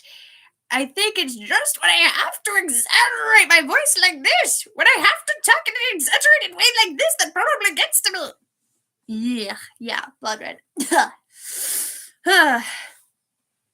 Anyway, head so I got the tea. I should be fine. Animals in cages? No! Well, I mean, they're her pets, and it's kind of better than being on the spit like the hares and the rabbits and the robbers are having for dinner. So, granted, she does, goes gone, could be worse. Oh my goodness. Yeah. Don't worry, I promise this gets better. But it's not bloody. It is not bloody, so I did keep my word to that, and of course the friendship love. Okay. Okay, so wood pigeons. What is that you're saying up there? Cried Gerda. Where was the Snow Queen going? Do you know anything about it? She was probably bound for Lapland, where they always have snow and ice. Why don't you ask the reindeer who is tethered beside you? Yes, there is snow, ice and snow in that glorious land, the reindeer told her. You can prance about freely across those great glittering fields. The Snow Queen has her summer tent there, but her stronghold is a castle up near the North Pole, on an island called Spitzbergen. Okay, little Kay, Gerda sighed. Lie still, said the rubber girl, or I'll stick my knife in your stomach. Boo. Oh my gosh.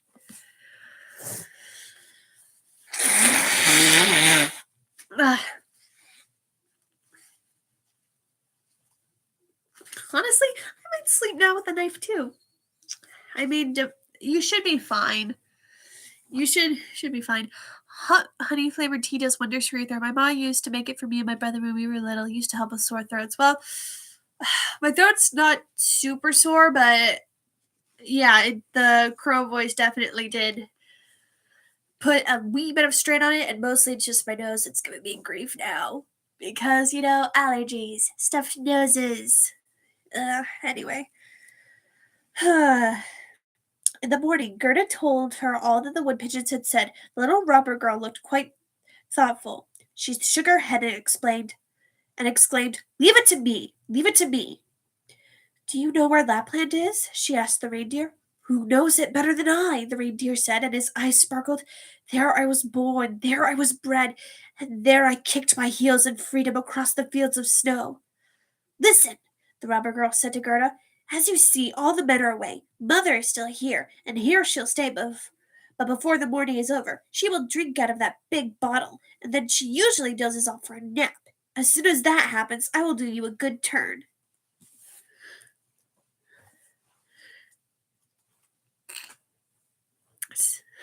Sticking a knife in your stomach that's now? Bleep, she's got spunk. Oh, zinc is a good tool for singers with a sore throat. I actually do sing quite a bit. I just don't think I can sing much on here without, copyright claims. So I'm not as good as Rebecca Parham, who, if you haven't heard her, very talented. But I did do singing in high school. I was head alto at one point, and then I was head soprano. So, so do you a good turn.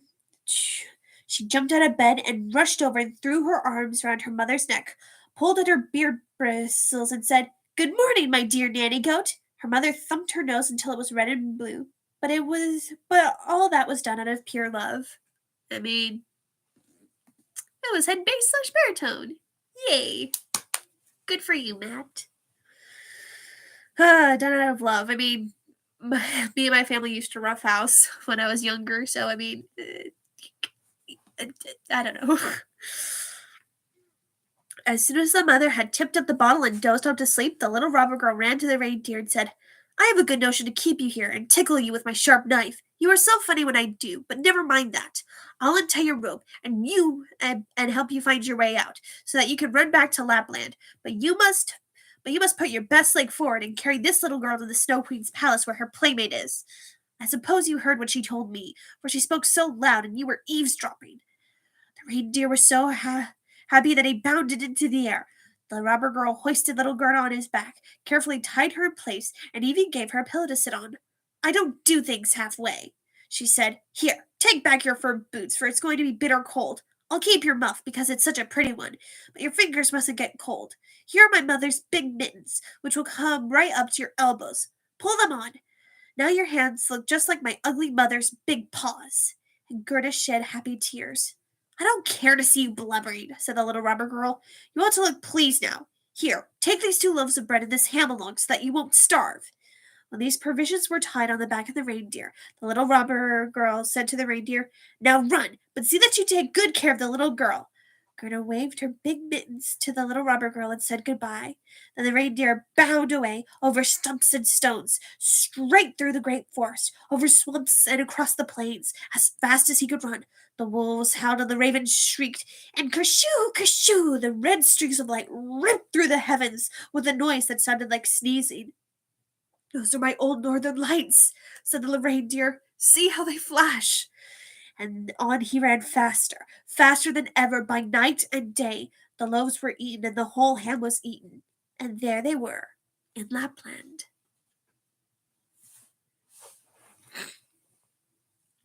Some people say crying is your soul itself expressing pain, while singing is your soul expressing great happiness. That is a very interesting saying. I may have to write that down at some point later on after the live stream. But yeah, so all right, 2 more stories, guys. We're almost done. Almost done. But so the little robber girl turned out to be okay. She helped Gerda escape. So 6th story. The Lap Woman and the Fin Woman. They stopped in front of a little hut, and a makeshift dwelling it was. The roof to it almost touched the ground, and the door was so low that the family had to lie on their stomachs to crawl in or out of it. No one was home except for an old lamp woman who was cooking fish over a whale oil lamp. The reindeer told her Gerda's whole story, but the first he told was his own, which he thought was much more important. Besides, Gerda was so cold that she couldn't say a thing. Raven shrieked, You know ravens are awfully close to crows. I wonder if you could show us how a raven shrieks." I cannot do a raven shriek. I have heard the guttural sound of ravens crowing, which around my area lately I've seen quite a few ravens, which was interesting, but no, I can't do a raven shriek. I don't think I'd be able to. Besides, Matt, I gave you a crow voice, and the crow talks like this. And now he's living happily with his wife, because he's a married man now. Now they needed to have some eggs, and then he'll be a family man. I've always wanted to be a family man. The crow. Cosmic? Hang on a sec. Oh my goodness. Oh. That's not Cosmic, that's October. Come here. October cameo. Everyone check it off your bingo cards. That wasn't Cosmic meowing, that was October. My goodness. It sounded almost like Cosmic. Oh, can you not? On my sketchbook, oh my goodness. As soon as I can, I gotta do some spring cleaning. I really do. Alrighty, back to the story.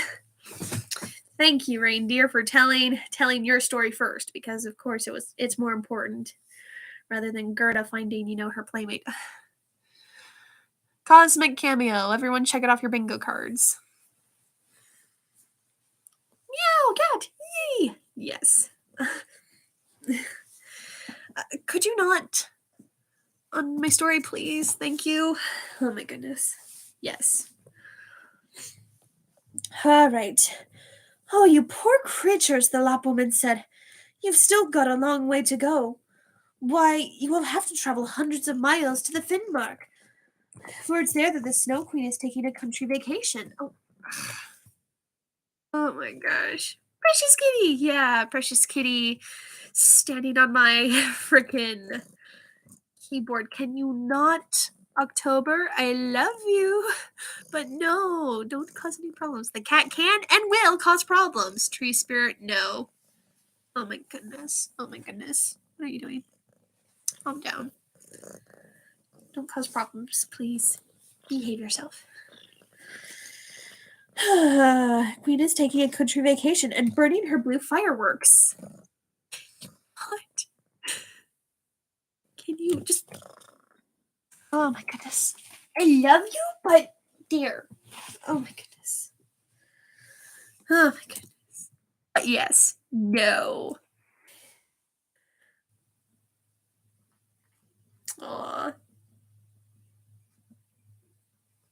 Wholesome. That is very wholesome. Anyway. Her blue fireworks every evening. I'll jot down a message on a dried codfish before I have it in any paper. I want you to take it to the Finn woman who lives up there. She will be able to tell you more about it than I can. As soon as Gerda had thawed out and had something to eat and drink, the lab woman wrote a few words on a dried codfish and told Gerda to take good care of it and tied her again to the back of the reindeer. Off he ran, and all night long the skies crackled and swished as the most beautiful northern lights flashed over their heads. At last they came to the Finn mark and knocked at the Finn woman's chimney, for she hadn't a sign of a door. It was so hot inside that the Finn woman went about almost naked. She was small and terribly dowdy, but at once she helped little Gerda off with her mittens and boots and loosened her clothes. Otherwise the heat would have wilted her.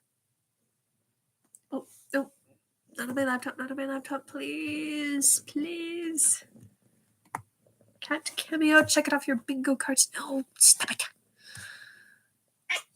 Oh my goodness, can you please just behave yourself? My goodness, I'm trying to read a story. Oh my goodness.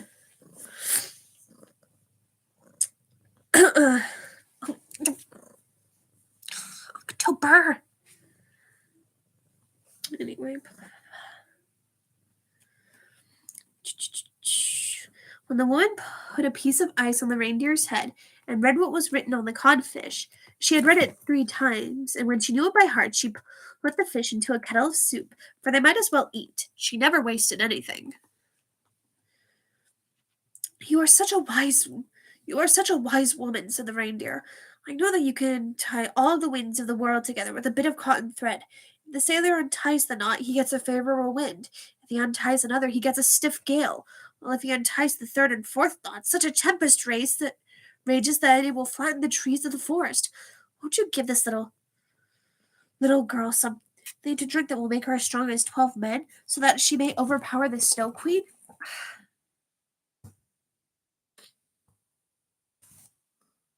He would go, hi, welcome to the live stream. Okay, just if you want to be in my lap, here is my lap. My cat October is being difficult. We're almost done with the story of the Snow Queen. Bear with me, guys. I'm sorry for all the technical difficulties.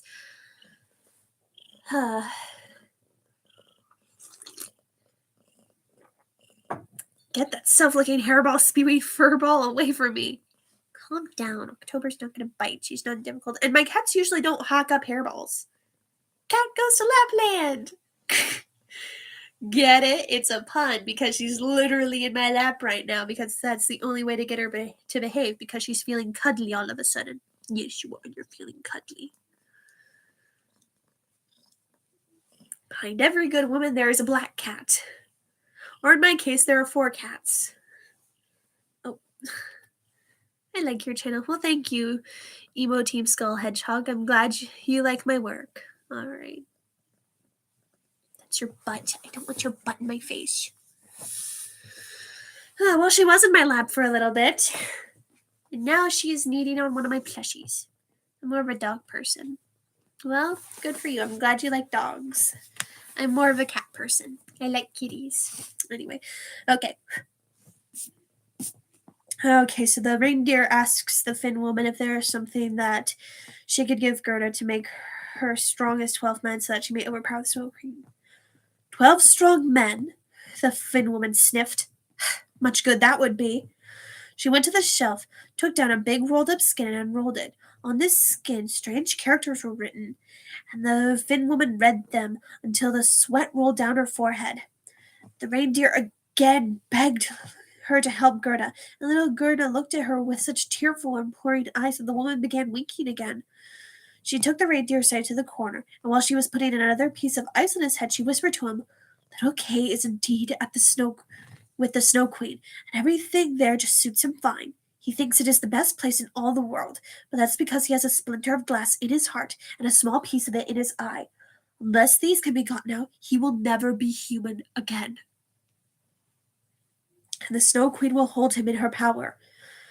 Can't you fix little Gerda something to drink that will give her more power than all of those things? No power that I could give could be as great as that which she already has. Don't you see how men and beasts are compelled to serve her, and how far she has come in the wide world since she has started out in her naked feet? We mustn't tell her about this power. Strength lies in her heart because she is such a sweet, innocent child. And if she herself cannot reach the Snow Queen and rid Little Kay of those pieces of glass, then there's no help that we can give her. So essentially, translating that to people, essentially Gerda is she's basically an archetype Disney princess, considering how men and beasts are compelled to serve her. Either that or there's some sinister magic going on. I could look into that. I could conjure something up. That might be fun. Anyway, oh my goodness, October, do you need to be in my lap again? I'm reading a book. Don't. Would you? That's my ribbon. Would you not touch the green ribbon, please? Please, I love you, but oh my goodness, you confuse me. You confuse me. You confuse me. I swear. Maria, don't be bipolar. My goodness, don't. Don't start anything. Behave yourself. I got 2 cats in my bedroom, Maria and October. Maria kind of took a swipe at October. Anyway, so back to the story. Looking at her, the Snow Queen's garden lies about 8 miles from here. You may carry the little girl there and put her down by the big bush covered with red berries that grows in the snow. Then don't you stand there gossiping, but hurry to get back here.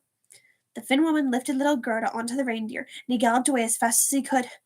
Oh, cried Gerda, I forgot my boots, and I forgot my mittens. She soon felt the need of them in that knife-like cold, but the reindeer did not dare stop.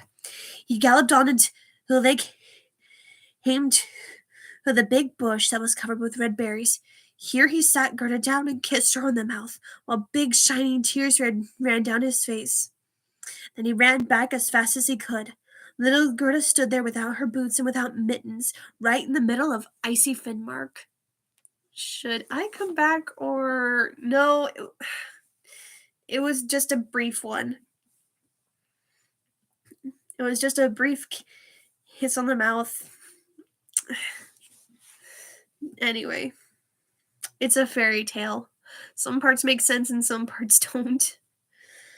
Okay. She ran as fast as ever she could. Oh, October, this is beginning to eat I swear. Gosh. Do you want out now? Do you want out? I'm gonna let her out just to make. I meant the cats, you adult. No, it's fine.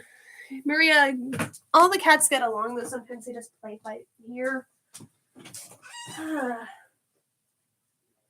Come on. I love you too, but shoo, my goodness. Walking all over the keyboard. Alrighty. We'll shut the door again, and if she wants back in, she'll start meowing again, so there we go. Alright. Okay. Another sip of tea. We're almost done with the story, guys, I promise. Cross my heart and hope to die. Anyway, so she ran as fast as ever she could. A whole regiment of snowflakes swirled around her, but they did not fall from the sky, for there was not a cloud up there, and the northern lights were ablaze. The flakes skirmished along the ground, and nearer they came, the larger they grew. Gerda remembered how large and strange they had appeared when she looked at them under the magnifying glass, but here they were much more monstrous and terrifying. They were alive. They were the Snow Queen's advance guard, and their shapes were most strange. Some looked like ugly, overgrown porcupines. Some were like a knot of snakes that had stuck out their heads in every direction, and others were like fat little bears, with every hair a bristle. All of them were glistening white, for all were living snowflakes.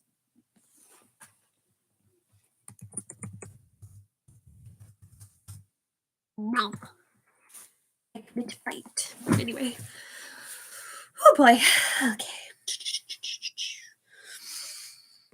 It was so cold that as little Gerda said the Lord's Prayer, she could see her breath freezing in front of her mouth like a cloud of smoke. It grew thicker and thicker and took the shape of little angels that grew bigger and bigger the moment they touched the ground. All of them had helmets on their heads, and they carried shields and lances in their hands. Rank upon rank they increased. And when Gerda had finished her prayer, she was surrounded by a legion of angels. They struck the dread snowflakes with their lances and shivered them into 1,000 pieces. Little Gerda walked on, unmolested and cheerful. The angels rubbed her hands and feet to make them warmer, and she trotted briskly along to the Snow Queen's palace. But now, let us see how little Kay was getting on. Little Gerda was furthest from his mind, and he hadn't the slightest idea that she was just outside the palace. You stop biting me. I was going to ask if you wanted pizza. I still have some breakfast that I need to eat, and I'm probably going to make some ramen for that nice, yummy hot broth. All right. We're down to the 7th story. The story's almost over, guys. I promise. So she has come very far. She has gone through so much. She has dealt with a talking crow. Now let us see if she might be able to save Cade, or her friend Kay. Right after I get a drink of my tea.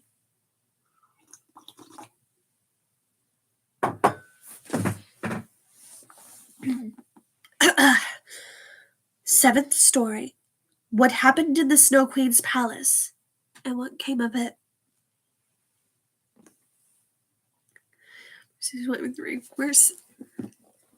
Everyone has their own hardships and stuff that they go with. This is the stuff that Gerda has had to go through. So it is not a contest, Ghost. The walls of the palace were driven snow. The windows and doors were the knife-edged wind.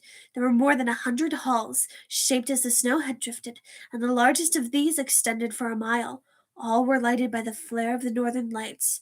All of the halls were so immense and so empty, so brilliant and so glacial. There was never a touch of gaiety in them, never so much as a little dance for the polar bears, at which the storm blast could have served for music, and the polar bears could have waddled about on their hind legs to show off their best manners. There was never a little party with such games as blind bear's buff or hide the paw kerchief for the cubs, nor even a little afternoon coffee over which the white fox vixens could gossip.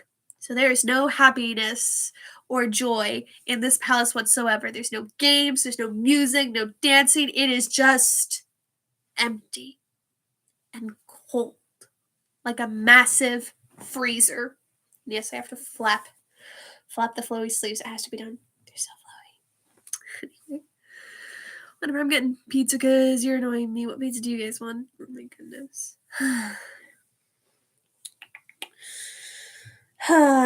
Empty and vast and frigid were the Snow Queen's halls.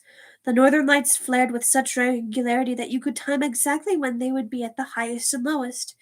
In the middle of the vast, empty hall of snow was a frozen lake.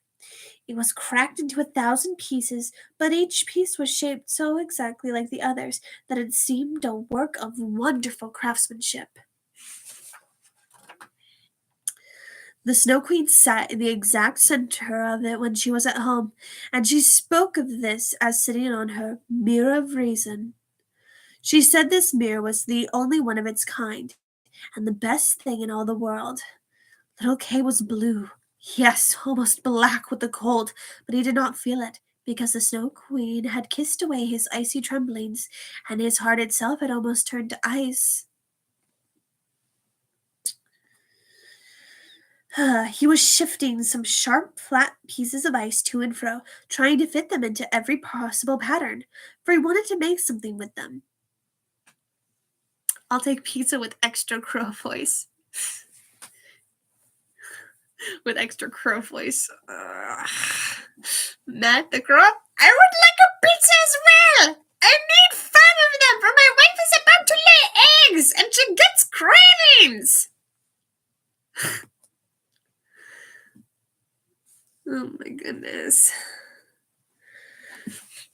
The crow ordering pizza for his lady love who's about ready to lay eggs. Because the crow's a married man now and he's about to be a family man, hopefully. My day is perfect now. What? Just hearing the crow order pizza for his lady love. That's what made your day perfect. Oh my goodness. You're so silly, Matt. Oh my goodness. Anyway. It was like the Chinese puzzle game that we play at home, juggling little flat pieces of wood about into special designs. Kay was cleverly arranging his pieces in the game of ice-cold reason. To him, the patterns were highly remarkable and of the utmost importance, for the chip of glass in his eye made him see them that way. He arranged these pieces to spell out many words, but he could never find the way to make the one word he was so eager to form. The word was eternity. Matt Newcomb. Matt Newcomb's newest obsession, crows. Especially crows that talk like this and who are married. But me, I dare.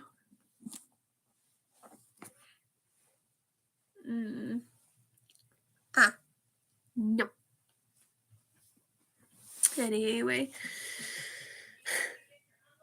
The crow just wants to feed his wife because he's married. Matt Newcomb. If you start spamming the Discord feed with crow fan art, I swear. Crows, 3 magic horses, and Krampus are my identity on this channel. Oh boy. Are you gonna start making a list of things that you identify with on this channel? Like the more stories I read? I don't know why, but I feel like that's gonna happen. Of course, the crows are totally fine with the company of 3 magic horses. They'll put their little babies on them. Like once the eggs are hatched, they'll put the little babies on the horse and they'll go for horsey rides. Possibly. Oh my gosh. Brace yourselves, internet. Matt Newcomb's list will be massive, probably, considering all the stories I read.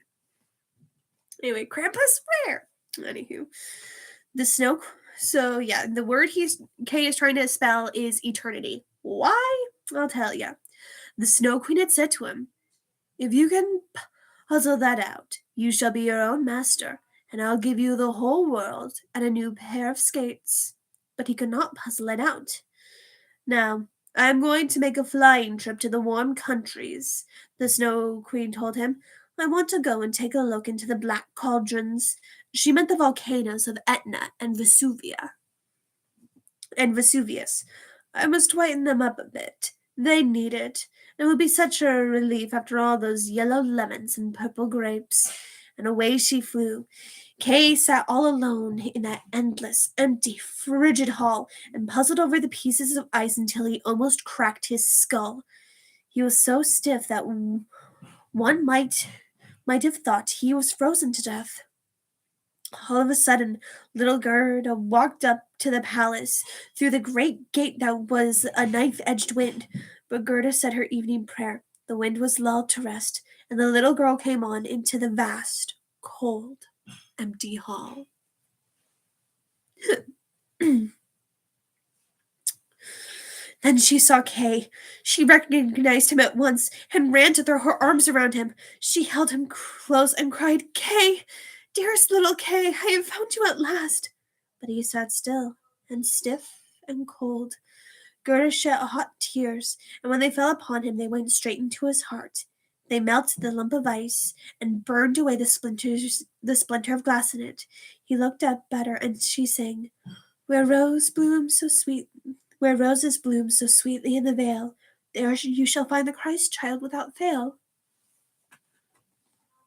Ah! You said Frozen! Disney movie time! No. Bad, Matt. We do not talk about Frozen here. This is the Snow Queen. This is the better version. This is what the movie should have been. Ow, I bit my tongue. Ow. Besides, Frozen didn't give you talking crows. The Snow Queen gave you talking crows. And the crows talk like this! And that's what to be associated with that movie! Especially the crow who is a married man and hopefully expecting babies! The crows take offense to the film that you call Frozen! If the crows were able to, they'd probably dropkick the movie. But because they are crows, they probably couldn't dropkick it very far. Don't make the crows angry.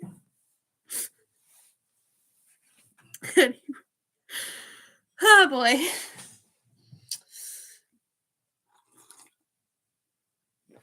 Okay.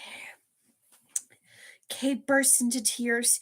He cried so freely that the little piece of glass in his eye was washed right out. Gerda!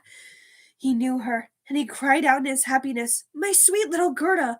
Where have you been so long? And where have I been? He looked around him and said, How cold it is here! How enormous and empty! He held fast to Gerda, who laughed until happy tears rolled down her cheeks. Their bliss was so heavenly that even bits of glass danced about them and shared in their happiness. Then the pieces grew tired and dropped into the pattern that made the very word that the Snow Queen had told Kay he must find before he became his own master and received the whole world and a new pair of skates. You know I hate Frozen Siren. I hate it too. Me too. We need a crow ranting about Frozen ASMR now. You just want a crow harpy. You just want it. I could try and draw an animalistic crow and then give it the crow voice that I use in this book. That would probably be something. I don't know. Anyway, back to the movie. I don't like Frozen either. Ghost. Anywho, so Cade is finally rid of the glass in his heart and the glass in his eye, and so the pieces shifted and dropped into the pattern that spells the word eternity. Gerda kissed his cheeks and they turned pink again. She kissed his eyes and they sparkled like hers. She kissed his hands and feet and he became strong and well. The Snow Queen might come home now whenever she pleased, for there stood the order for Kay's release, written in letters of shining ice. Hand in hand, Kay and Gerda strolled out of that enormous palace. They talked about grandmother and about the roses on the roof. Wherever they went, the wind died down and the sun shone out. When they came to the bush that was covered with red berries, the reindeer was waiting to meet them. He had brought along a young reindeer mate who had warm milk for the children to drink and who kissed them on the mouth. Then these reindeer carried Gerda and Kay first to the Finn woman. They warmed themselves in her hot room, and then she had given them directions for their journey home. They rode to the Lapp woman, who made them new clothes and was ready to take them along in her sleigh. Side by side, the reindeer ran with them to the limits of the North Country where the first green buds were to be seen. Here they said goodbye to the two reindeer, and to the Lapp woman. Farewell, they all said. Now the first little birds began to chirp, and there were green buds all around them in the forest. Through the woods came riding a young girl on a magnificent horse that Gerda recognized, for it had once been harnessed to the golden carriage. The girl wore a bright red cap on her hair and a pair of pistols in her belt. She was a little robber girl who had grown tired of staying at home and who was setting out on a journey of the North Country. If she didn't like it there, why, the world was wide and there were many other places where she could go.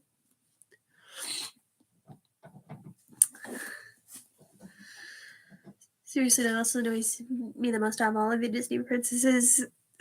I'll talk more about Frozen later after I finish the story, and I will talk about the other story that I was reminded of while reading this, when the crow was talking about the person who was and the people talking to the princess. She isn't a Disney princess, though. She's a queen. Anyway, Matt, we'll discuss that later. Don't make me break on the crow voice, because the crow... you make the crow angry, the crow will probably dropkick something or break something. My lady love knows where the key is kept to it. We're going to do some breaking and entering type shit. It's weird. Anyway, okay. She recognized Gerda at once, and Gerda knew her too. It was a happy meeting.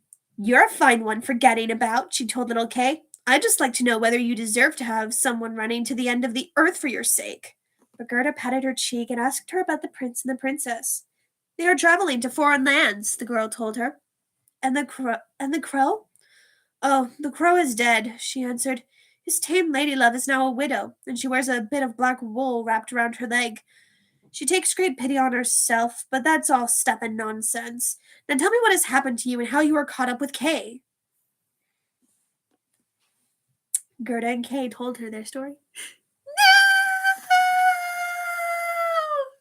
Matt Newcomb on his knees, looking up to the sky. No! The crow is dead. The crow is dead and his wife is a widow.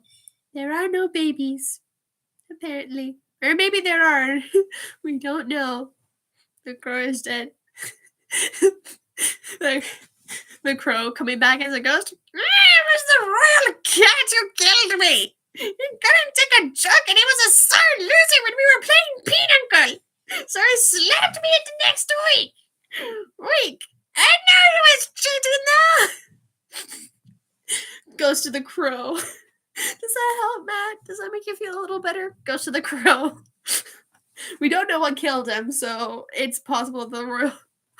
My hopes and dreams have been smashed to bit by elephants.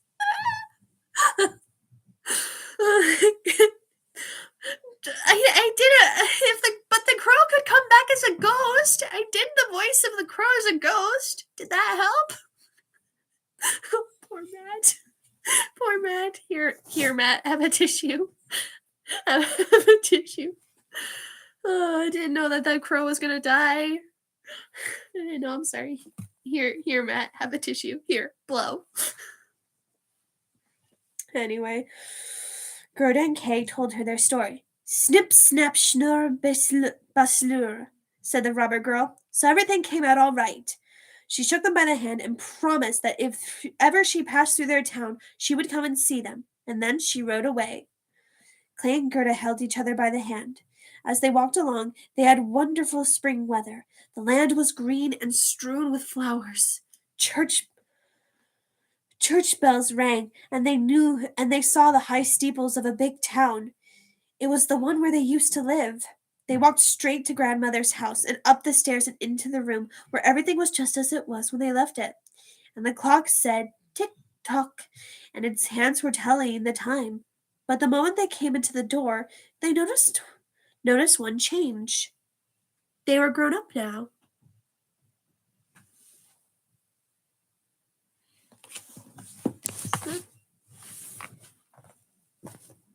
It does sound like my laptop. I'm gonna put my legs underneath it. There we go. So they had noticed one change. They were grown up now. I mean, considering how far they traveled all the way and how far it took them to get back, I'd say, yeah, they did grow up. I think you would notice that about yourself as you're traveling back home. But I mean, hey, they were grown up now. The roses on the roof looked in at the open window, and their two little stools were still out there. Kay and Gerda sat down on them and held each other by the hand. Both of them had forgotten the icy, empty splendor of the Snow Queen's palace, as completely as if it were some bad dream. Grandmother sat in God's good sunshine, reading to them from the Bible. "Except ye become as little children, ye shall not enter the kingdom of heaven." Kay and Gerda looked into each other's eyes, and at last they understood the meaning of their old hymn. "Where roses bloom so sweetly in the vale, there you shall find the Christ child without fail." And they sat there, grown up, but children, still children at heart. And it was summer, warm, glorious summer. And that is the end of the tale of the Snow Queen by Hans Christian Andersen, unabridged in full. And I hope you guys enjoyed the story.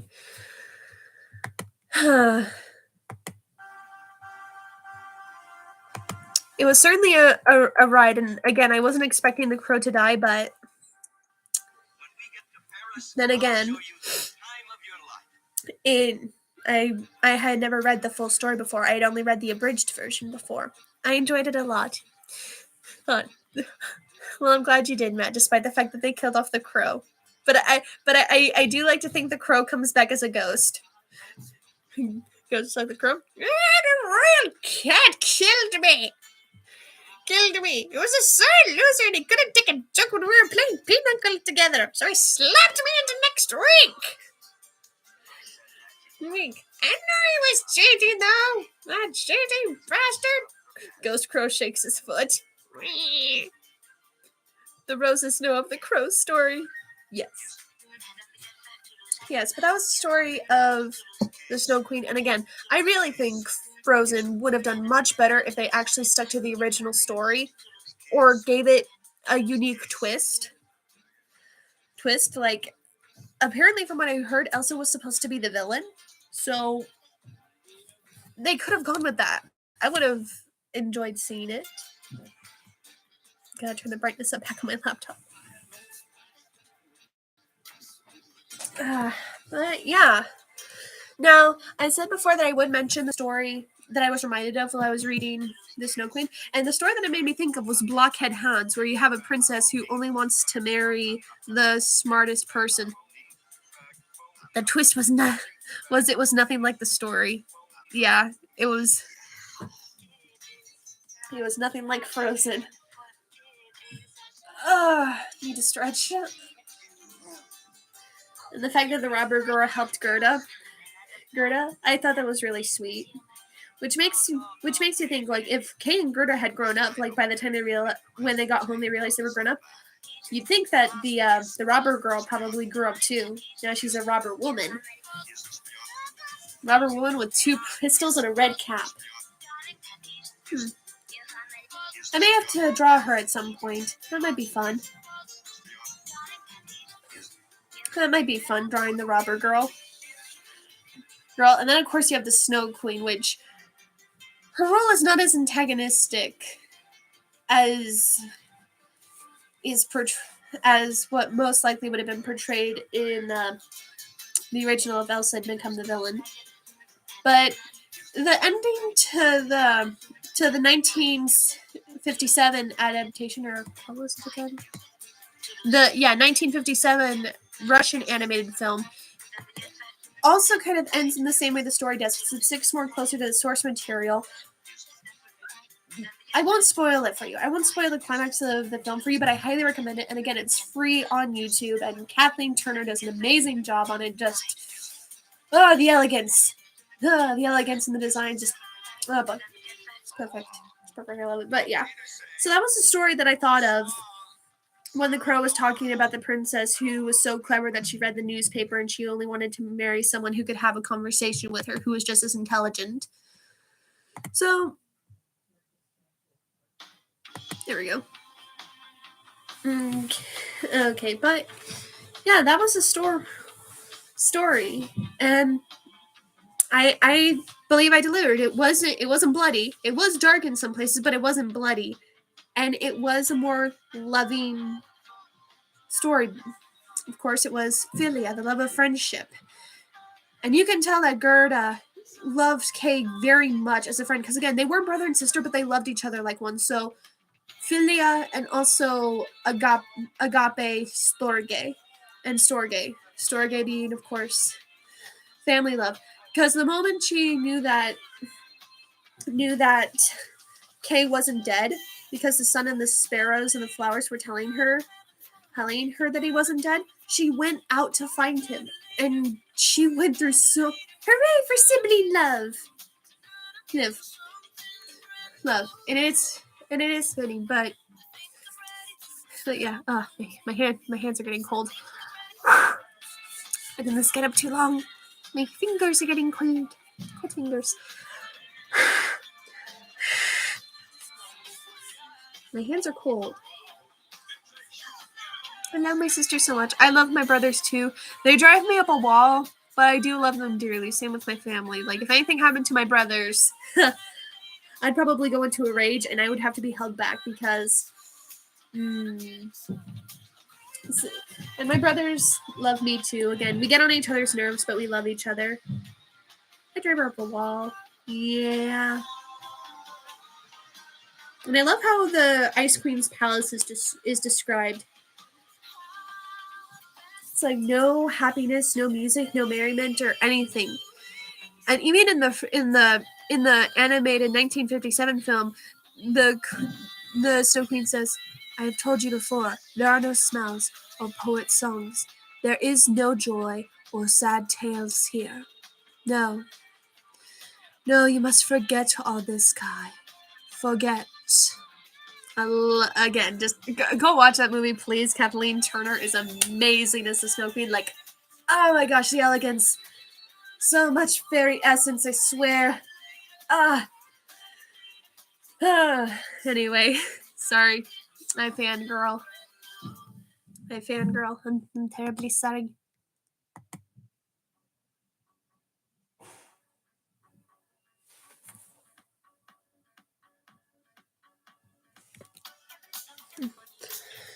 Sorry, I thought my laptop was making a weird sound. But yeah. That's the story of not Frozen, the Snow Queen. What Frozen should have been. And as you can tell, there's a vast difference. For starters, the Snow Queen has talking crows, talking flowers. Women who, well, intelligent princesses, good crows, robbers, talking animals, and it's a genuinely wholesome story. If and when I ever get married and I have children of my own, you can bet your boots that I'm going to be reading them lots of fairy tales. Lots of fairy tales, bedtime stories. I will do my best to be a good mom. But yeah, thank you guys so much for watching. I'm glad you guys enjoyed the story, and I'm glad Matt really enjoyed the crow voice. The crow in all his loud glory and how he had a lady love in the castle. And flowers that can visit the underworld. Yep, well, I mean, the flower witch, as I'm going to call her, tapped him with her cane, and they basically sunk down into the earth. So, I mean, it's like we were underground where the dead were. Case went there. So how, and we also get flowers that can talk, even if they just tell their own stories. Oh, my throat.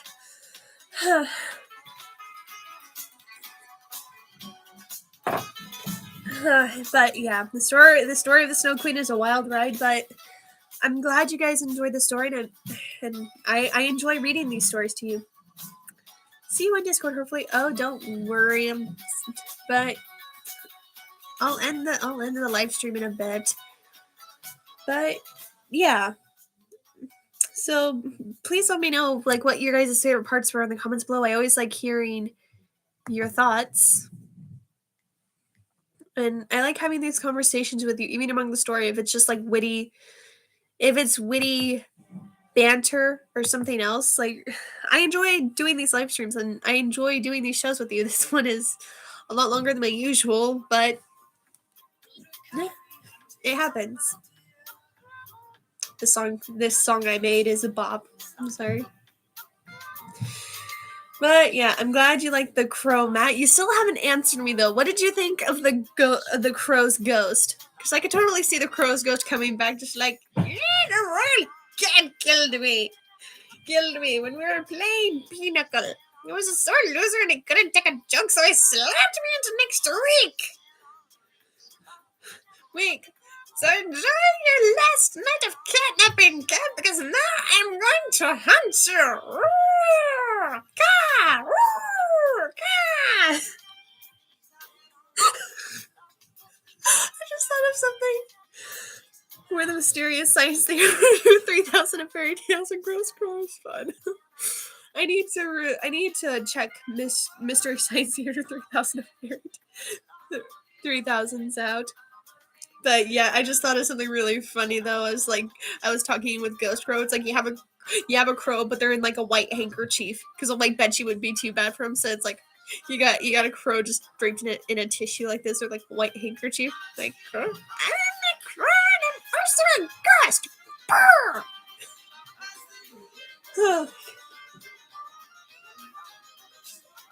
I can hear. I think my parents have heard the crow talk. But the moment I step out my bedroom, I ain't gonna hear the end of it. But yeah, I'm terribly sorry about my stuffed nose earlier in the story, but I do the best with what I can. I've seen it live and it's fun, riffing on B movies and everything. Nice. Well, I mean, that would be kind of fun to see. Like, I can't animate or make animations or animatics to save my life, but if someone could, like, that might be something. Like, just reading these fairy tales and then, like, reading your comments. If I could get my brothers in on it, they could probably read some of your comments as well. Though, I warn you, one of my brothers has a very loud, cackly laugh, like he sounds like a hyena. I'll draw the crow. All right, well, yeah. I think that about does it, guys. More ASMRs on the way, I promise. And I will be reading some more stories. I just need to think of one to read. I know I've been reading a lot of Hans Christian Andersen and Grimm's, but I promise, cross my heart, I will be reading stories outside of the usual Hans Christian Andersen and Grimm. I will be reading more stories. I will expand, and I'll even start reading some more mythology, I promise. But yeah, that'll just about do it. Thank you so much for watching, everyone. Your love, your comments, and your support mean the world to me. And I'll see you all in the next one. Bye! See you on Discord, yeah. Bye! Nick Cross voice! Nick Cross!